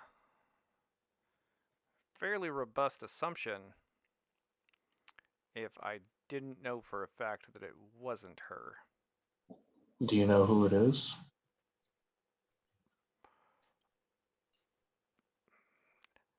Technically, yes, but knowing who they are isn't quite the issue. It's finding where they are.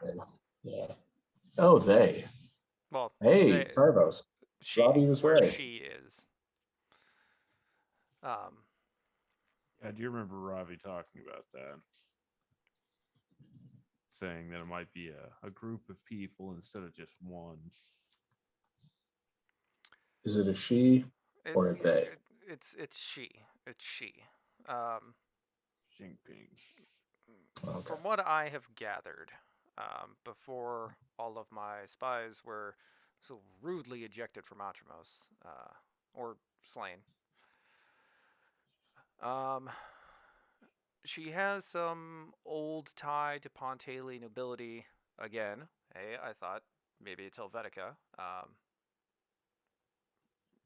Couldn't actually be Helvetica though, because at one of the points in time where she apparently was communicating with whoever and made her presence known in Atramos, I was with Helvetica. So while all reasonable signs would indicate that it's possibly her, I have unfortunately witnessed that it is not. Okay. Otherwise, I would be more than happy to go down that rabbit hole with you. I just thought for someone who has such a boring reputation, but still is part of the Plus Trinity, she has to have something going on the side. So. Oh yeah, she has I quite a was bit just going on wondering. the side. Her Helvetic. Yeah, we don't need to go into that, Carson. Don't worry about that. We can. Well, Yeah. I'm saying this for the benefit of your associate over here. I handle the information. RM handles the business. Helvetica handles the research. Oh. Wait. That would jive with her being an Atramos. Atramos has had a boon recently with magical research. In theory, yes. That. But that's again me being paranoid. That's thanks to Divinity. Divinity has been supplying them with a rather large amount of material and we'll just say writings. Yeah. Well, I want to take a more hands-off approach to this.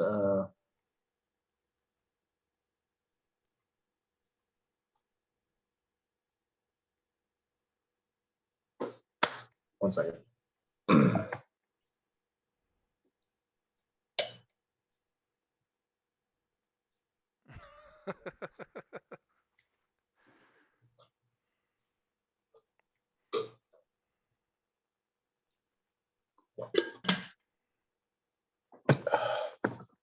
Carsius, after speaking with Asterion, he informed me that the Atramosian people are incredibly proud,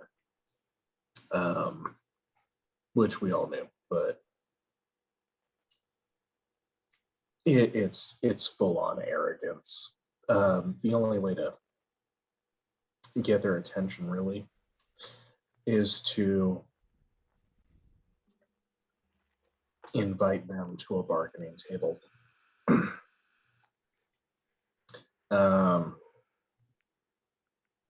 I thought that I could tell him that yes, we're here as emissaries of the bargaining table. Please come here. No, that didn't work. I think the best way to go about getting the attention of the Ghost Queen or the Senate or anything like that, anyone from Atramos, is to send emissaries to them. Not necessarily from Plus, definitely not from Plus. Maybe the Gelt or Norok or let's see. Plus, Divinity. Who are the other corporations? Major ones? General Masterwork. Well, okay, General and Masterwork, but those are under Plus. The big two, the big two are Plus Divinity and Plus. Divinity. Yep. You have General Masterwork. You got Oron Julius's, and there was a wand maker. I can't remember what it is off the top of my head. I think it was Zaps or something simple like that. Yeah, I think it was Zaps. Anyway, if you just sent a runner into town, and just made it known that the Senate or an embassy or an emissary from the Senate is invited to, the Plus compound or the Silver Heritage because it's Plus, but it's neutral ground, for a discussion that might play on their pride, their sense of nationalism, because we would be acknowledging their strength and, asking them for help, I kind of might, play to that.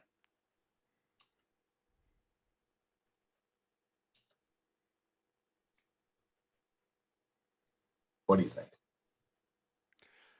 Otherwise, we can just beat the shit out of Vitus until he tells us where the Senate's at.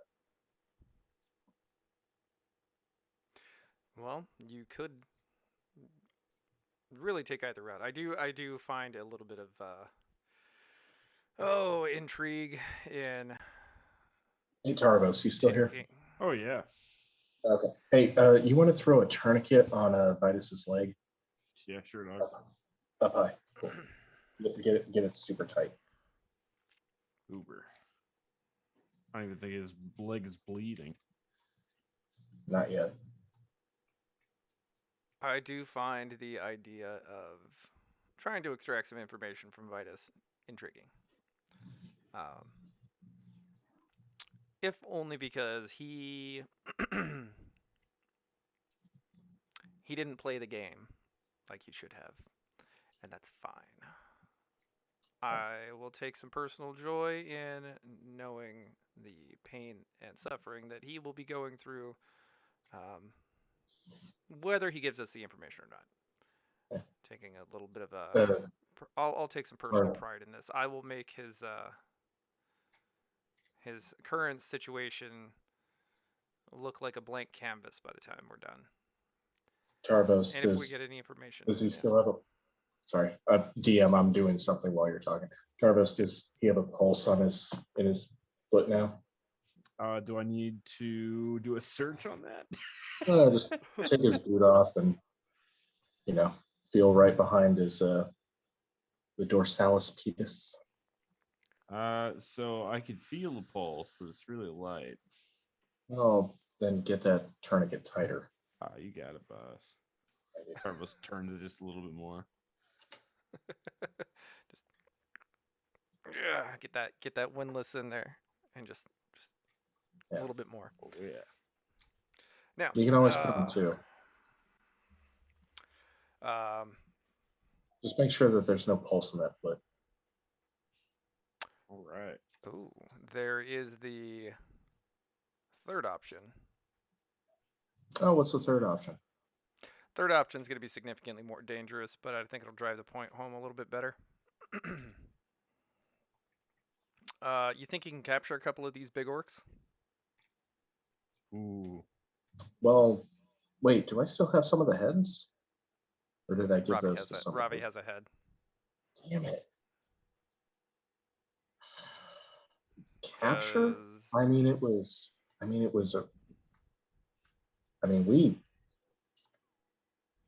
it wasn't terribly tough time, but it took us a while to capture.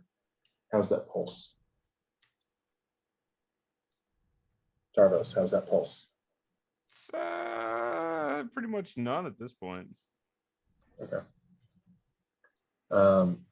Felix, with his cane / mace. Well, you want us to capture some orcs? I mean, it took us.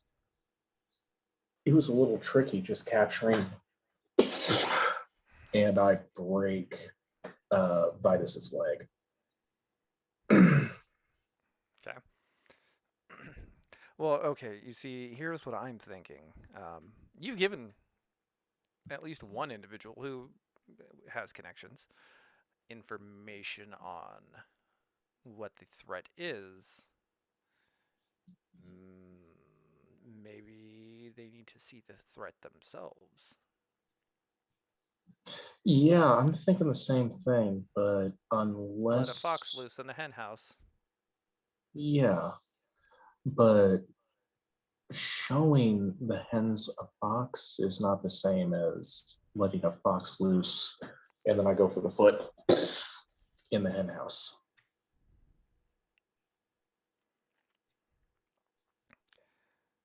It's an idea. Now, if you're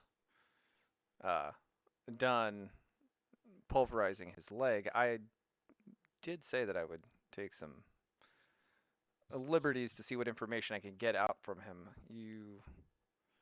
I'm sure he won't be going anywhere. he's going to be in. Oh, I understand that. very And good this is hands. not out of malice at all. Go for the knee. I want to, I don't want him to die. But I do want to be able to identify him if he shows up in the future. So, Oh, I don't think that'll be much of a worry. hey, Tarvos. I find beauty in symmetry, you see, and eye for an eye, if you will. I could easily get a hold of some rings. Make sure that he's well indebted to me. Make him maybe make him take a walk in your shoes for a little while. You mean so doing this I'm gonna. and I go for the shin is completely unnecessary? I mean, technically, yes. I remember he definitely had you by the balls for a little bit, and I don't envy your situation. Oh, well, he tried to get more out of me than that. Motherfucker jammed a potion of explosions in my mouth and tried to kick my mouth shut. Speaking of Tarvos, you were in the blast radius, and Tarvos, my my swagger stick. You want to? Yep. Tarvos takes his staff, lines it up like a golf club ride on his toes, and just goes right across him. Oh. Do you ever tell Tarvos exactly what Vitus had done to you? Sends a dragon after him. Oh, it was more than that. So those who fall in debt to Plus have a specific type of ring applied to their hand. And should their debt not be paid back when required, the band will tighten until either the bone breaks or the appendage is severed. Vitus here got more than a handful of these rings together. One for each finger, if I remember right. And then one more. 2 fingers and then the one more. So yes, he had broken 2 of Felix's fingers, and then, well, I wasn't lying when I said he had him by the balls. Ooh, yikes! He tried to manipulate him, and well, I've never seen Felix so merciful. I was gonna say merciful. I was gonna say,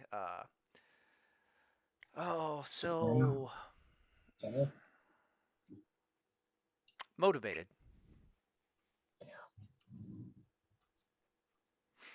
So, I do find some beauty in symmetry. I may put him through a similar situation here in the future, but the more you do to his leg, the harder it's going to be to take him to that edge again, if you will, because I have to bring him back from it first. And if you keep doing that, that's going to be a lot more that I have to repair before I can get to work. Oh, well, I'm only doing this because I don't have an axe to take the leg off. I don't want him. I want him to be easily identified later. See, See, you make it sound like I'm going to let him go.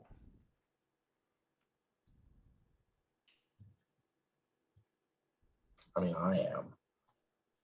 But he's going into your hands. He's got a tourniquet. He's not going to die. He has 2 tourniquets? Yeah. No, he's not going to die. But yeah. Tarvos slaps him just because. Now, I can take care of this from here. You'll have to I'll have to apologize if your friend ever shows back up. I may acquire these quarters for myself for a time. And yes, I'm imposing.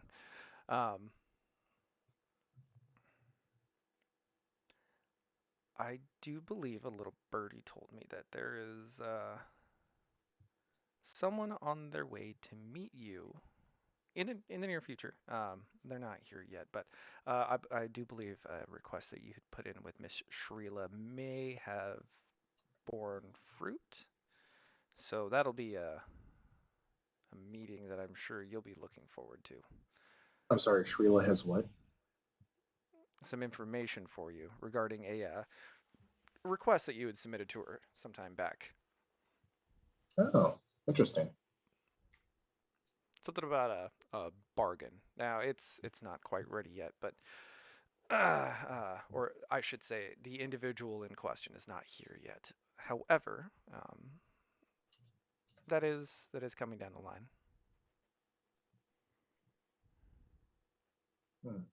Good to know. Thank you. Now, Carcius. if you'll excuse me, I have some. Oh, yes, Felix. I was about to. I was go about to make excuse preparations. myself. I was about to excuse myself and also apologize for your for for imposing on your leisure after our hellish 2 weeks. But I appreciate you taking over from here, and if you give me a day or two to recuperate, and Tarvos here, I'm sure also. Tarvos, you want to go lose some money? You know what? Last time I did that, I lost quite a bit. I think I'm good for right now, boss. Carcius, I appreciate you taking over from here. I'm going to go have myself a nap and a charcuterie board. And we can pick this up in the morning.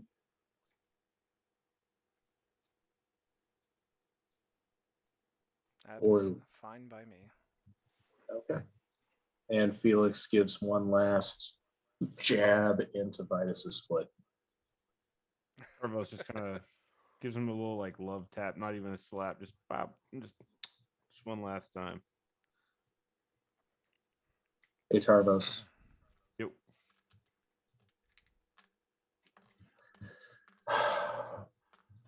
That guy right there Uh-huh. gave me one of the best orgasms of my life. Broke my heart. we're we're coworkers, right? not Vitus, the one that's we're fucking up. Yeah. Yep, that's the last question I'm going to ask about that one. Yep. Mm-hmm. No, I'll give you a quick rundown. No. Vitus had me and some of my friends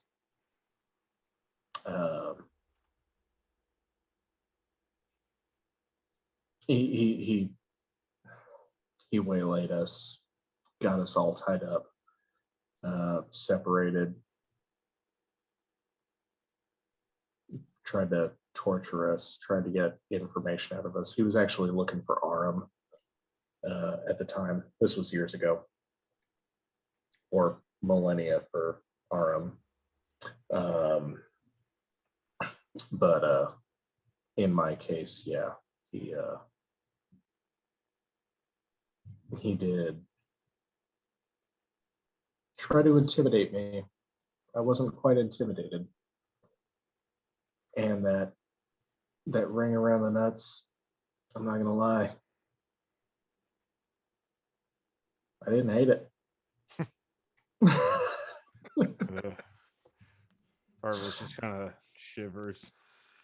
Wishes he'd never heard that. Yeah.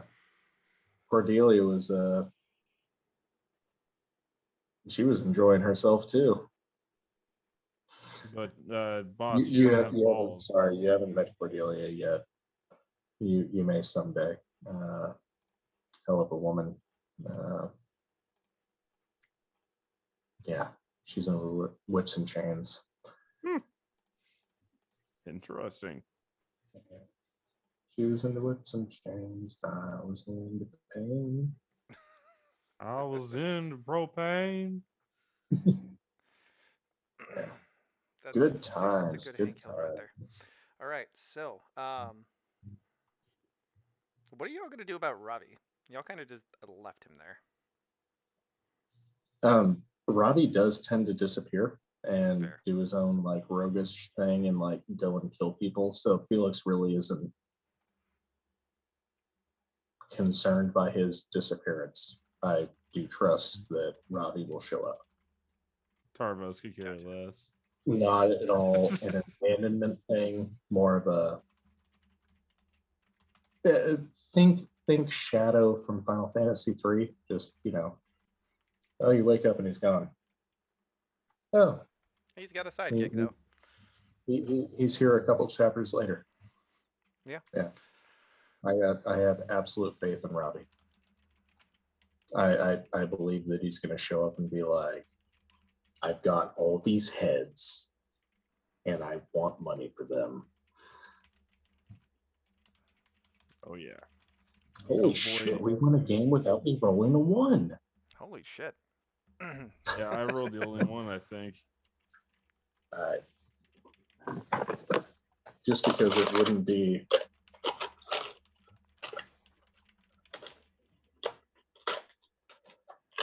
a game otherwise.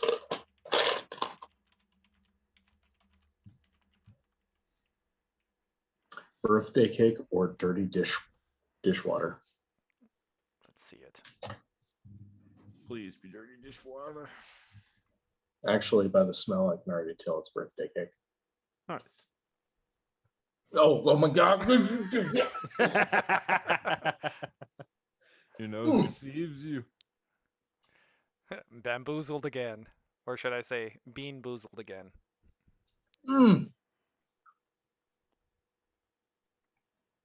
That tastes like Cascade. Oh, I was really hoping you'd say Tide Pods. I'm going to swallow that whole. Oh my God, I'm not chewing that. Okay.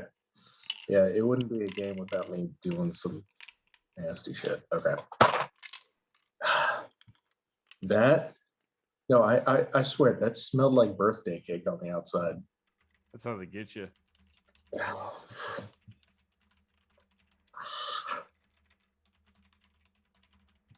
Okay.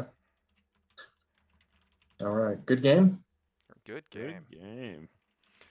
All right. So, yeah, we can end it there. We can pick it up next week.